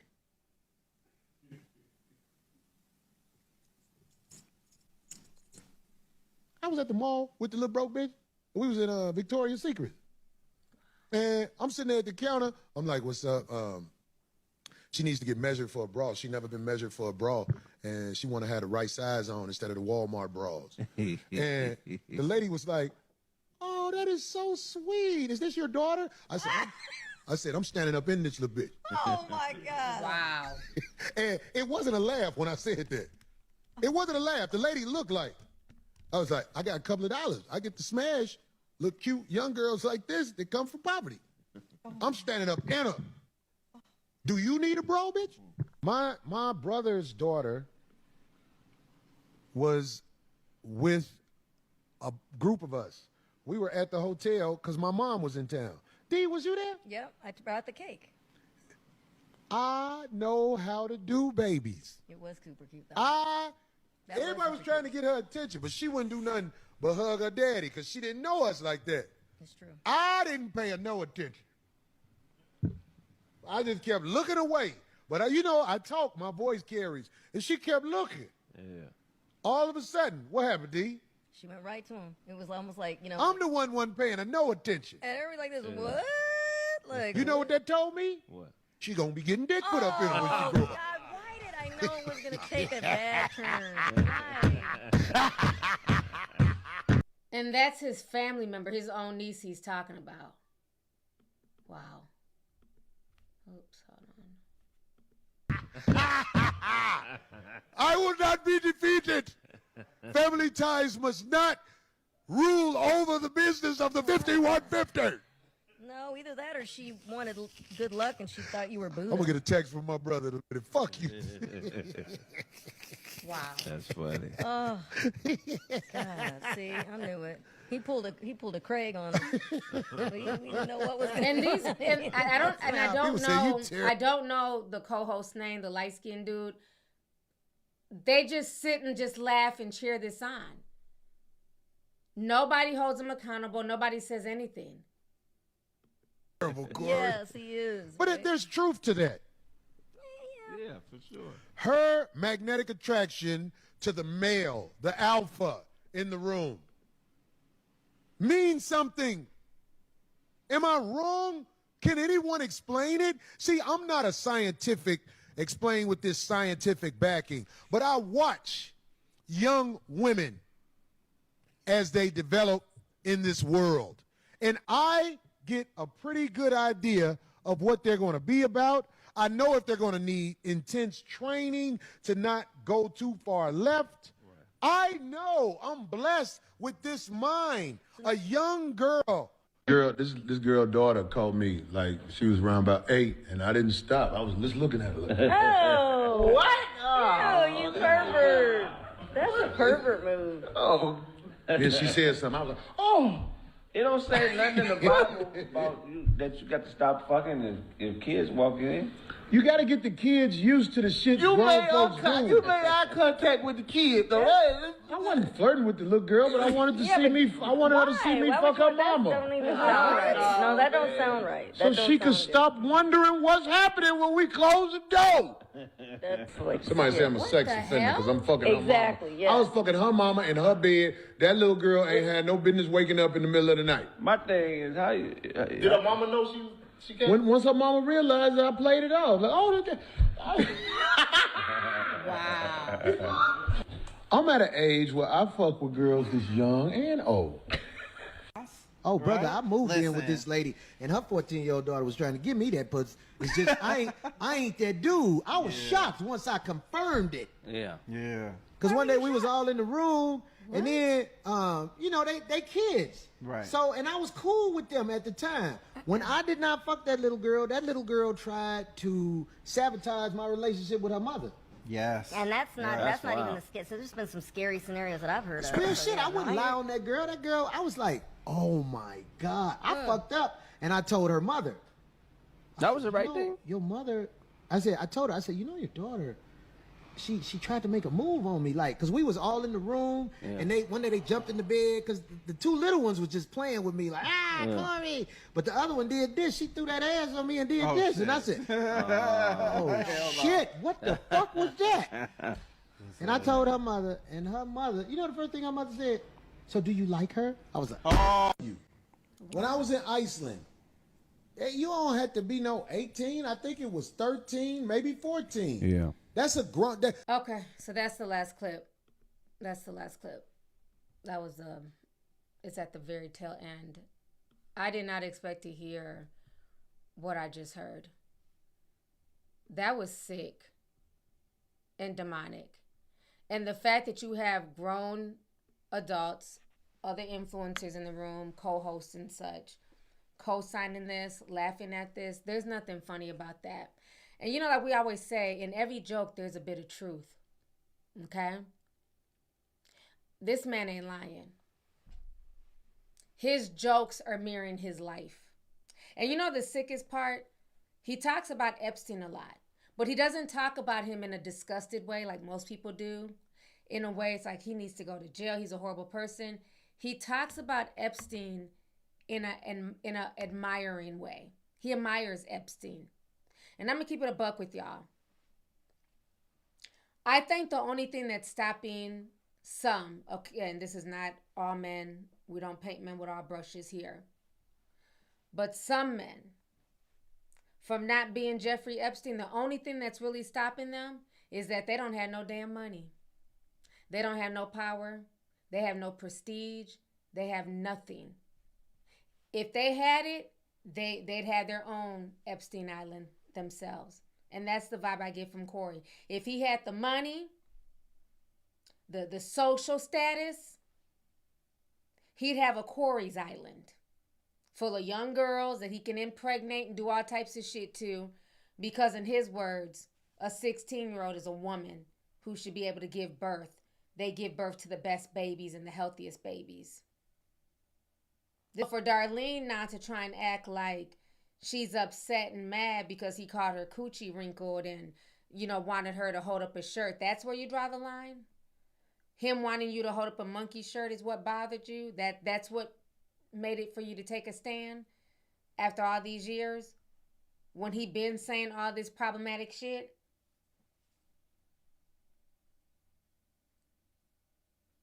That is disgusting. Nothing about what he said was funny. So I think at this point, if people still support him, it says more about you. Like I said, back in the day when he first came out and they were in the garage, he seemed more friendly. Well, not friendly, but more humble. It was just mainly just, you know, regular jokes. Then over the years, he just got really dark. And I tuned out. I was cool. I think after he had beat up Zoe, when they had that big fight, him and Zoe, with Aries Spears, that was really the last time I paid attention to the podcast. And then I think I did a video when he cussed out his daughter, called his daughter all types of bitches and everything else, said he can go make another daughter. So he's been just abusive and just, but I never knew he was doing all this. I didn't know he was telling these type of jokes. I'm still trying to figure out where the fuck was the punchline. What part of any of this stuff that he was saying about young children was funny? You seemed excited that the little girl threw her ass at you. You seemed excited that a 14-year-old looked at you in a lustful way. The thing is, kids are very impressionable, right? When you're young, you have crushes on older people. That's just what it is to be a kid. But it is the adult's responsibility to shut the shit down. I don't care if she walked in front of you with a Victoria's Secret's bra and panty set. It's your job as the adult to shut it down. The fact that he said an 8-year-old walked in the room while he was smashing the mama and he looked the 8-year-old right in the eyes, that's not normal. Usually when kids walk in on you, because it can happen, right? Everybody's scrambling to cover themselves up, pull up blankets. It throws the whole thing off, and then you're going, get the fuck up out of here. Throwing shoes at the door and shit. But most folks just lock their doors. If you know y'all about to get down, why is the door not locked? Did you not lock it on purpose in hopes of the little girl coming in there to see what you was doing with her mama?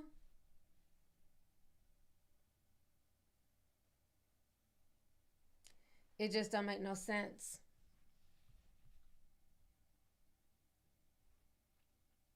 It makes no sense.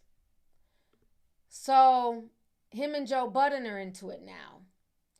Joe Budden called him and the Joe Budden podcast, they called him out for putting hands on the comedian a few weeks ago. Cory decides to respond and call Joe Budden all types of fruity booties. And you know how Cory, take Cory, everybody's gay. And Joe Budden clapped back on his ass. Let me find the clip of him. Yeah, I didn't know that compilation was going to be as crazy as it was. Okay, so this is him trying to go in on Joe Budden. Let's watch this real quick. Just got to say something. No. Do you know who I'm talking about? Fruit Booty Buttons? See, I never say their name. Yeah. As you should. I got a name for him. Fruit Booty Buttons. I know you. And his crew. Fruit Booty Buttons is a serial woman beater. Fruit Booty Buttons is a serial woman beater. Okay. So that's what he had to say about Joe Buttons. So Joe Budden replied back to him like 2 days ago, and he didn't hold no punches at all. I was actually proud of Lovely Joe for going at Cory the way he did.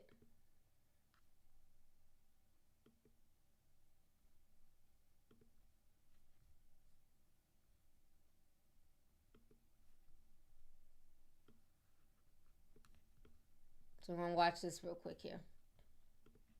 You don't fight well enough to do this with me. What a time. In the fucking Maxima. Shout out to you fucking loser siblings out there, man. While I'm on the topic of losers, I went home the other day and saw that Cory Holcomb still had my name in his mouth. I'm really so confused about that with all the controversy he's been caught up in lately. Cory Holcomb, you don't fight well enough to do this with me. Like, we have video of you. You're not smart enough, strong enough, big enough, fast enough to do none of this you talking about with me. We saw you with the homie Anton. He asked you to walk outside, and you remained stationary, Cory Holcomb. Please keep my name out of your mouth, and don't take anything I'm saying as, like, a threat to you. I wouldn't plan on doing nothing when I see you. Actually, if I saw you and we were breathing the same airspace, I would take it as a threat to me, a threat from God, a threat from life that we even in the same fucking circumference, nigga. Cory Holcomb, your fall from disgrace has been one that should be studied, from kind of funny to kind of bummy to I'm just the dummy. You over there struggling. You look a sandwich away from welfare, you dusty dog shit in the face looking motherfucker, boy. Cory Holcomb, I can't believe that you are engaging this way when you fight that way. Honestly, it's over. You over there just lonely and poor. Your co-host look bad. Not the woman. I'm not talking about her. Everything over there look bad. I know you down bad because you on a Costco table podding in front of a fake plant that appears to be dying. You failed at fatherhood. You hate yourself. You hate your daughter. Your daughter hates you. You failed at fatherhood, finances. You failed at funny. Your pod sucks. You failed at fodder. You just a failure all around the board. And don't forget the original point. You don't fight well enough to do none of this with nobody. So prayers up to Cory Holcomb. We're not going to go back and forth in an exchange because I just don't feel the need to do that with you. I was just shocked to see that you still had a voice over there. Damn. You should have did that over the ether beat. No, man, please. For Cory. Please. Cory over there, no shape up, a dusty derby. Cory looked like he looked like Grandless Pooba. Grandless Pooba. Cory over there looking like the store runner for a black biker gang. Cory looked like he covered in just warts and scabs. Cory looked ashy yet damp. Like he like there's no reason why he shouldn't have the time for a back and forth with nobody right this second. It looked bad. It looks bad. It looks bad over there, and that's before he started losing all these gigs because of that video that came out. So prayers up to you, my brother. You're going to need it. All right, y'all just heard Lovely Joe, honey. Joe Button went in. I was very surprised to see him like go as hard as he did, but he did. He went in. The whole situation is just extremely disturbing. Like I said, I feel like at this point, I don't see him bouncing back from this one. Between the drama with Anton, him disrespecting Anton's daughter who had nothing to do with their beef, him making monkey faces of him and the wife is insane, especially when you're a black man. But that compilation is very disturbing. And like I said, it's being talked about all over social media. It seems like some black men are holding him accountable for his words and saying that they're going to back up off of him. I just don't find any of that funny.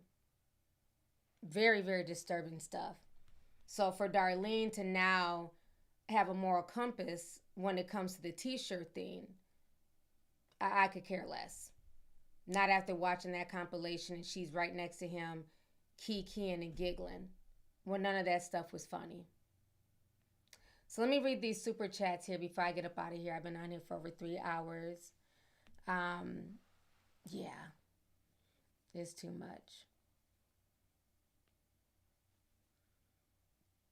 Anime Vibes sent 1999 says a lot of men, especially and women, do not want to take the time to heal and wonder why their routine to be in these endless lust cycles. Yeah, that is the truth. You got to take time to just, once you separate, especially from when you've been in a relationship for a long time, long-term relationships, you need to heal for a while. I can't give you the perfect time, but I would say anywhere from 6 months onwards. You don't go from a marriage or a long-term relationship and then a month or two later you're in a whole nother relationship. That relationship is just a rebound and it's based on lust. Nothing more, nothing less. So, thank you for the super chat. Let's see here. Eat, Slay, Pray sent $9.99. She says Cory needs to be investigated. In a video he mentioned in the video where he mentioned the 5-year-old sucking on the bottle, it was disgusting. He talked about the Iceland's age of consent being 14, saying he had a good time there. And my issue is, who the hell just knows the age of consent for Iceland? Why is that even a question that you're trying to figure out? Usually when folks are on vacation, we're trying to find out, where the clubs are, where it's lit, where the best scenery is at so we can go do a nature walk, where the best food is, the best restaurants. I'm not checking the age of consent. So the fact that he's gone out of the country and the first thing he's trying to do is check out the age of consent is disturbing. And that's a part of that disgusting sex tourism that goes on, especially and I don't know too much about Iceland, but especially in countries where you have a nation in poverty. Remember all those perverts I talked about a year ago that were going down to places, the passport bros, they were going down to places like the Dominican Republic and other countries, and they're saying, oh, you can get some pussy for $5 on a bag of rice. And the people walking next to the man, the girl couldn't have been no older than 15. The fact that you're willing to sleep with somebody who you know is impoverished and going through it. The fact that you're telling people you can come down here and have sex with all these young women for $5 and a bag of rice is disgusting. It shows that you're morally bankrupt. The girl is literally having sex with you to feed herself. And you're exploiting that. Again, when people show you who they are, believe them. I wouldn't want to have that man around my daughter. So I don't have daughters, but I don't care if I did. My daughters, nieces, nephews, my sons, he couldn't be around us. But this is where that mentality comes from with a lot of those passport bros. A lot of them are going overseas, not necessarily to have a good time. They're chasing underage puss. Let's keep that a buck. Because again, this whole red pill community has demonized anything over the age of 30. As if they don't age. As if they're not walking around here bad built, not neat, with a pot belly and low hanging balls.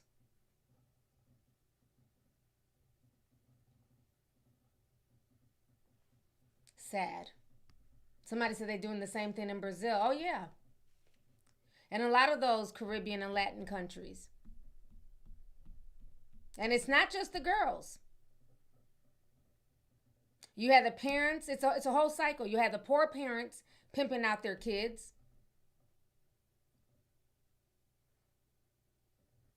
Pimping out their daughters and their sons. The sex tourism goes both ways. A lot of these boys are being molested too. Don't get me started on all this shit that's going on in Afghanistan and Pakistan. Y'all are not ready for those conversations and how they do those young boys. But y'all sweeping down, it's a Muslim country and we don't like gay people and gay people all need to be killed. But y'all play with the baby boys. Y'all fuck with the boys and impregnate the women. The women are just for birthing. The boys are for fun. Sick. So it's not just girls that are being sexually exploited. Boys too.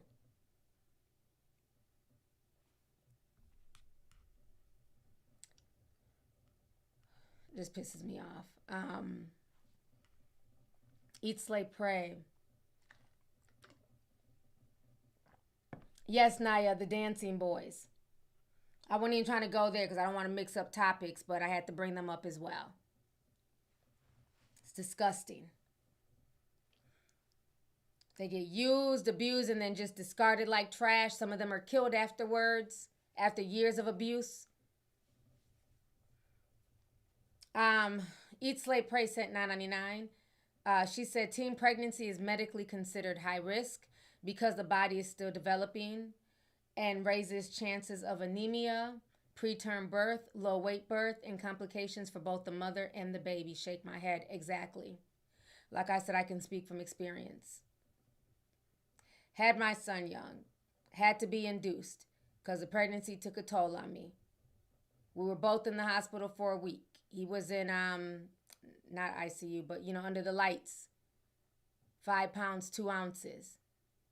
You're not at your healthiest when you're 16, 17, 18 giving birth. But they keep pushing this out there because they want an excuse to sleep with young girls. It's sickening. Why at least not say 21 to 26, 21 to 30? Why we starting at teenagers?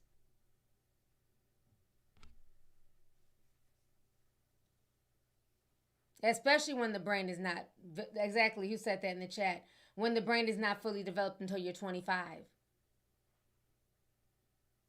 As your brain is developing, guess what? So is your body. And I'm not saying everybody needs to wait till they're 25 to have kids, because you have kids when you have kids. I don't regret having my kids and being a young teen mom. It is what it is. I love my babies.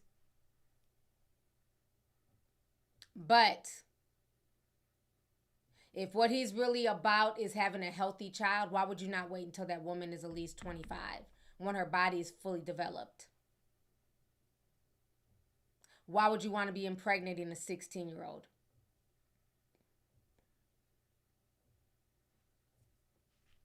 It's disgusting. Yeah, NICU, that's what it's called. Thank you to Clarence. NICU, the neonatal ICU. They put them under the Billy lights and stuff like that. Billy light therapy. In there for a week.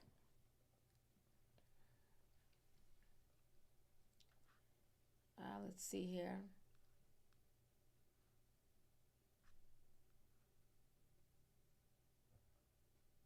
Jamar, I don't know if I pronounced this right. Janarmi, I hope I pronounced it correctly. Sent $10. Says Cory Holcomb is gross. Never been funny. He immediately needs to be shut down, put away. He gets the horrible life that he deserves. He wasn't there. A gross incident with him and Tiff Haddish years ago. Their entire show should be axed. I don't think he was in that incident with Tiffany Haddish, the one where they were trying to cancel her. It wasn't Cory Holcomb. I forgot the other comedian when they tried to cancel Tiffany Haddish. Let me see.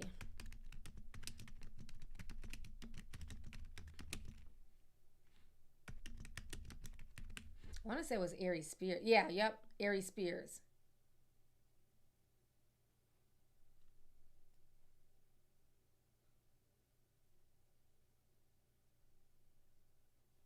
This was a few years ago. Tiffany Haddish. Let me pull it up. Let me go on here. Okay, Tiffany Haddish.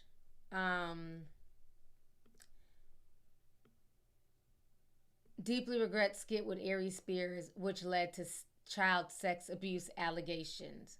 Again, everything is not funny. I don't know if they're going to talk to her on here. Let me see. Let's see. Fortunately, because there is an ongoing legal case, there's very little that I can say right now. But clearly, while this sketch was intended to be comedic, it wasn't funny at all, and I deeply regret having agreed to act in it. In the sketch, called Through a Pedophile's Eyes, she plays a mother who leaves her young son with the character Spears plays. In one scene, he massages baby oil onto the child's back. An anonymous woman filed suit last week over the sketch, which was made about 7 years ago, alleging the brother and sister in it were exploited. Isn't it very interesting, like looking back on it now, they were putting baby oil in the skit. You see, a lot of this stuff, they'll try and put it in the guise of jokes. But now, like we're seeing in the Epstein files, everybody caught, us conspiracy theorists crazy 10 years ago. But now we're seeing all through the Epstein files, Pizzagate. I remember there was an interview that's going viral again of Taylor Swift talking about she went to a pizza party and was all these celebrities there. What adults use the term pizza party? The only time you ever hear the word pizza party, it's kids' birthday parties. Like, we're having a pizza party, bring the kids, or, we're going to take the kids to Chuck E. Cheese to go get some pizza. When adults are gathering, it's called a party, bitch, not a pizza party. So a lot of these little jokes and these little innuendos that these celebrities try to say, they're speaking in code. Tiffany Haddish and Ari Spears knew what they were doing. Why would you even joke and make a skit about pedophilia? What about pedophilia is funny? Just like with The Rock with his weird ass. When he was on SNL and he had that pedo robot. Where you don't have to, be a pedophile yourself. Now you can have a robot, molest your kids. What is funny about molestation? We got a lot of disturbing people in Hollywood. Cory likes to act like he's not a part of the Hollywood system and he's above Hollywood and he don't need the industry. So he sounds very Hollywood to me.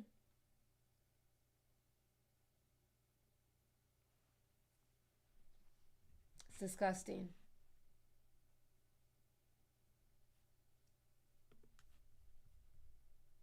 Let me see if I can find the clip.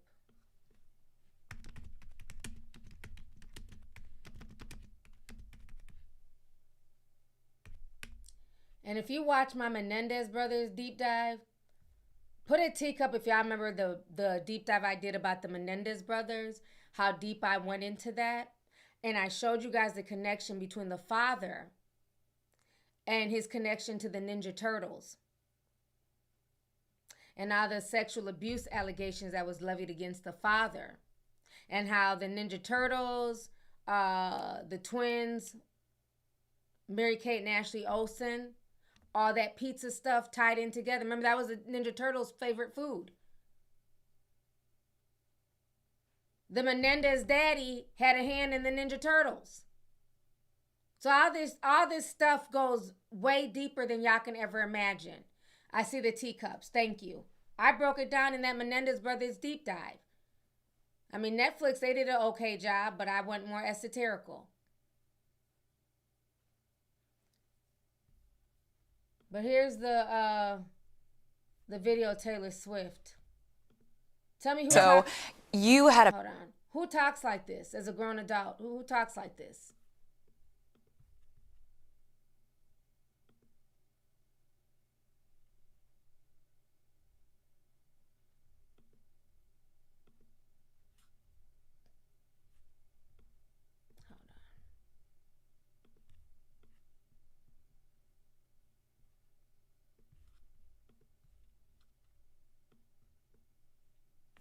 So you had a pizza party, and I went to it, and I ended up in a corner talking to Mike Birbiglia and his wife, Jen, who's a poet. Yeah. All night. They're the most wonderful people. And I just remembered thinking, because I'd seen Mike in things, and I'd seen some of his, you know, he does these amazing shows. He just makes such thoughtful performances and, So and he has comedy. a new one coming out on Broadway. Yeah, he has one that I can't wait to see. Yeah.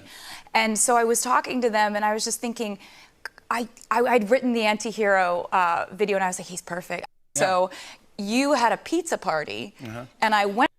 Again, as an adult, I know Taylor Swift likes to act like she's, you know, forever 21, which she's not.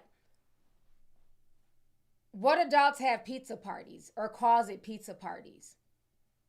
Why would you not just say, oh, you had a party at your house? Remember that one time? Like, we call them throwbacks, kickbacks, you know, Christmas party, ugly Christmas sweater party. I've never had a pizza party at my house. We've ordered pizza and kicked it, but I've never been like, hey, do y'all want to come to my pizza party? What am I, 5? So the fact that they use that type of language, you got to start decoding and seeing what these folks are really about behind the scenes. When adults are gathering, it's a party. It's a kickback. It's a get-together. It's a shindig. Pizza parties are for children.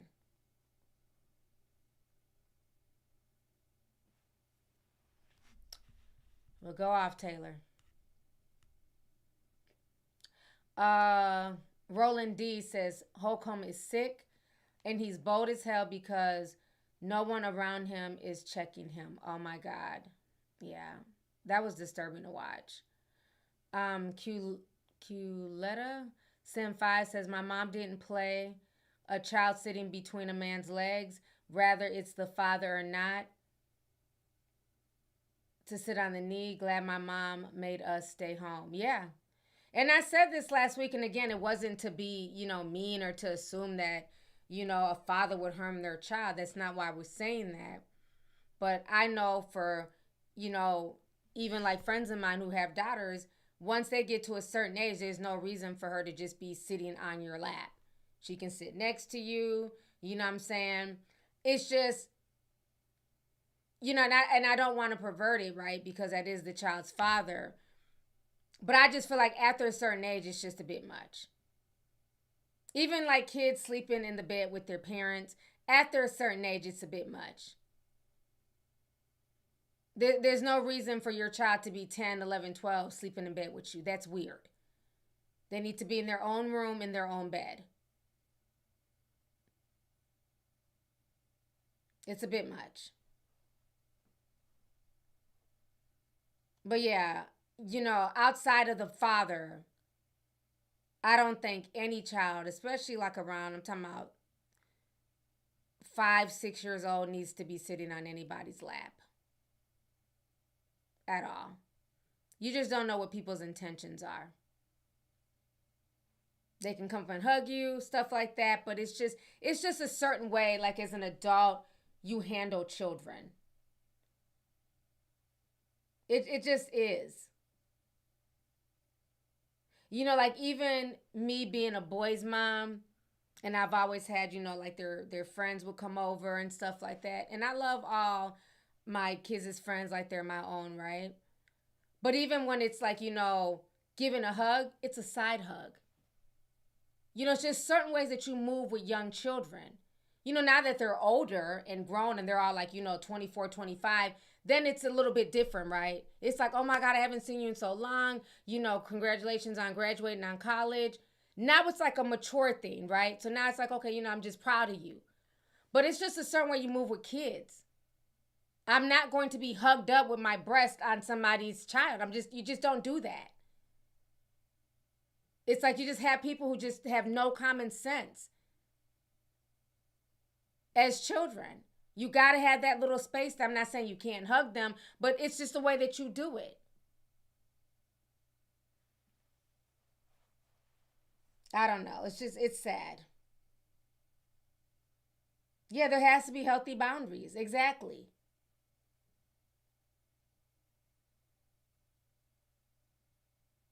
Somebody says no kissing babies on the mouth.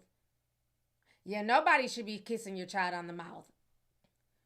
Technically, a lot of y'all shouldn't either, but you know, you can give a kid a peck. But again, I don't know. I just feel like it's certain ages. It's just certain ages.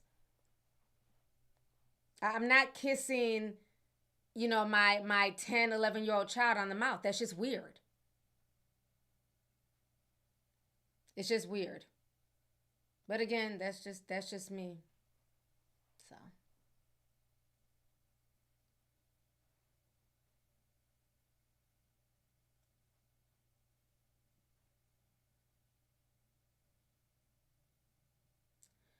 Jess is sent $2, says the Holy Spirit is me.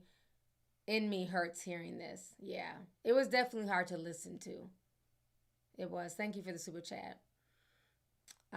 Let's see here. The name is Carrie Sim 499 says, hey auntie.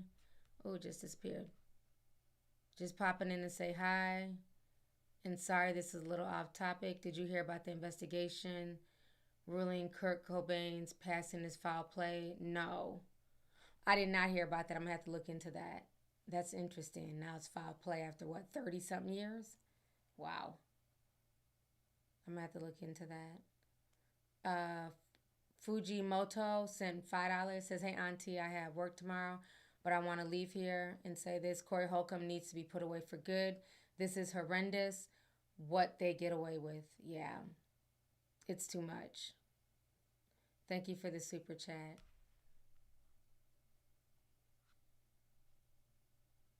Carolyn 5 sent $5. She says, thank you for shedding light on this. This type of tourism is real. And yes, the boys in those countries suffer as well. It's sick. It really is. It really is. Sad. Dexter Davis sent $4.99. He said, Cory is the reason why some women in our community don't trust men around their kids. Shaking my head. Yeah. I definitely agree. I think, as adults, you have to put your children first. Fuck an adult's feelings, how they feel. Because look how he's talking about his own niece. Saying that his niece is going to be a whore and she's into men that are standoffish. She's going to run behind a certain type of man. That is disturbing. When people show you who they are, believe them. I think that is like the whole gist of this stream. From Cardi B to Cory Holcomb, when people show you who they are, believe them. Because this is crazy. Let's see here. Jeffrey DeLuez. Are you Jeffrey that came to my party in Atlanta, my first Atlanta event? Your picture looks familiar. I think it's you. I hope you're doing good. He says, you've been clocking that P-gate. Politicians, emails, Illuminati, and spiritual warfare for years. Now that it's confirmed, it's dense because we've known for so long. Yes. Thank you so much, Jeffrey. I appreciate you. Thank you for the super chat. Yeah. It's like everybody else is just now awakened to a lot of this stuff that we've been talking about for years. Like I said, I've been making my deep dives now for the past 4 years. So we've been clocking that T. I'm not shocked by any of the stuff that's coming out. It's really disturbing. But like I said, I had no idea that Cory was even on that type of time. It's one thing to make edgy jokes, but those weren't edgy jokes. There was nothing funny about that. Just like with Nick Fuentes, I listened to him as of late when he was going in on the whole situation with Charlie Kirk and just like the different things. But once he started co-signing Epstein and making excuses and sounding like Meghan R. Kelly, I'm out. Can't fuck with Nick. Not that I did in any way. Not that I did before, but as far as now I don't want to hear shit. The fact that you're even trying to co-sign Jeffrey Epstein, make excuses, you're trying to down talk the list and act like the list is no big deal. Oh, it's just a conspiracy. It's a distraction. I don't know what side of the aisle this man is on, but anybody who is defending Jeffrey or trying to find the outs for him, you give me pedo vibes. I'm good. So, yeah. But we've been known he's had issues. Let's see here. APS. My friend in Thailand, he sent $349.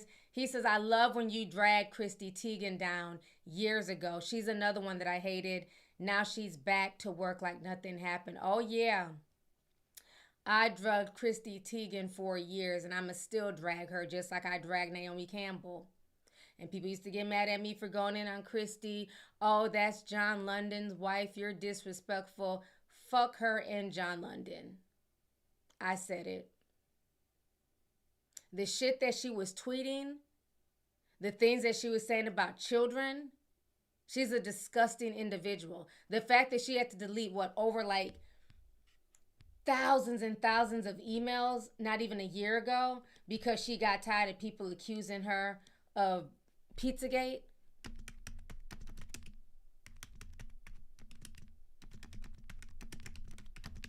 She's trash. And at this point, with all this stuff coming out, hell, that whole miscarriage situation, was the baby really miscarried? Or did y'all eat him? Was it really a miscarriage or was he eaten? Or sacrificed? Because, bitch, we want to know. She had cameras there and everything else. At this point, I don't believe anything that these folks say. Think they're all batshit crazy.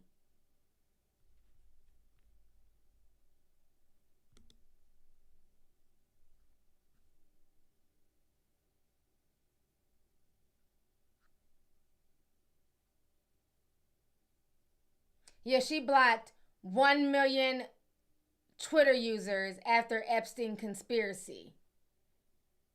She's always trying to play victim. Public place.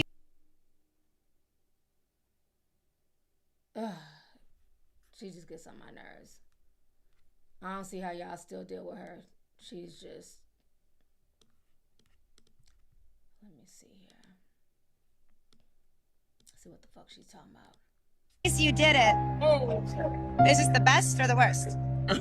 What did you do? The best. Okay, the best.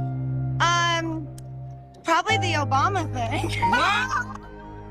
John, what's the? Oh God. Oh God. John. And you can see like the tweets here because she tried to delete them and turn off this music. I'm gonna read some of these tweets to y'all. If you said eat this one bite of human and you can eat any other meat the rest of your life, or Chrissy, you eat turkey forever, I'd eat a human. So for people getting offended like, oh, Auntie, you're talking about her miscarriage, I have every right to talk about it. This bitch was saying that she'd eat a human. These were some of her deleted tweets right here. Do you understand? We've been keeping our foot on her neck for years. This lady is weird. So at this point, I think she ate the damn baby.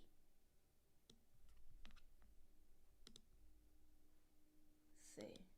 And this one, she says, at Kevin Stocky. Nah, he just said the cleanest and best pleasure is to have sex with a 13-year-old up until that. Ha ha. Sick. Here she says, I'm about to Anthony Weiner this kid. Who talks like that? And this was in 2011, so before y'all be like, oh, she was grown in 2011. This wasn't her being, a teenager trying to be edgy. She was grown back then.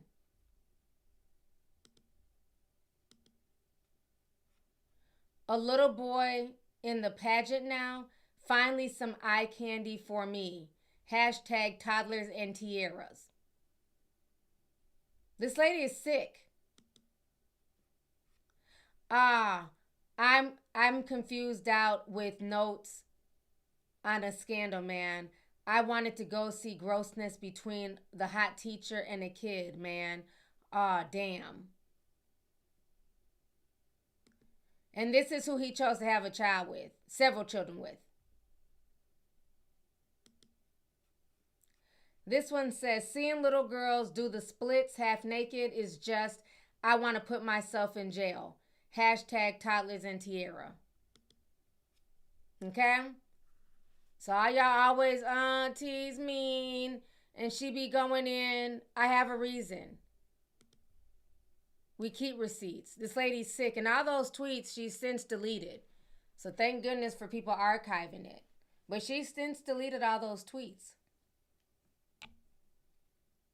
But I have a video. Y'all got to go through my old videos. I have a video reading her tweets and all the stuff that she posted years ago. She's sick.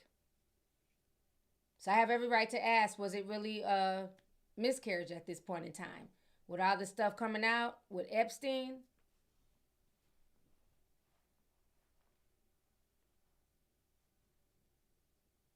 Weirdo. Let's see here.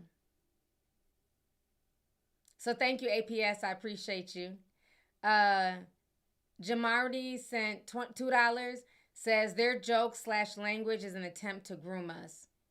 Yeah, it's definitely to bring your senses down, to not heighten up your senses. That's why they do that. That's why they wrap things up in the guise of jokes.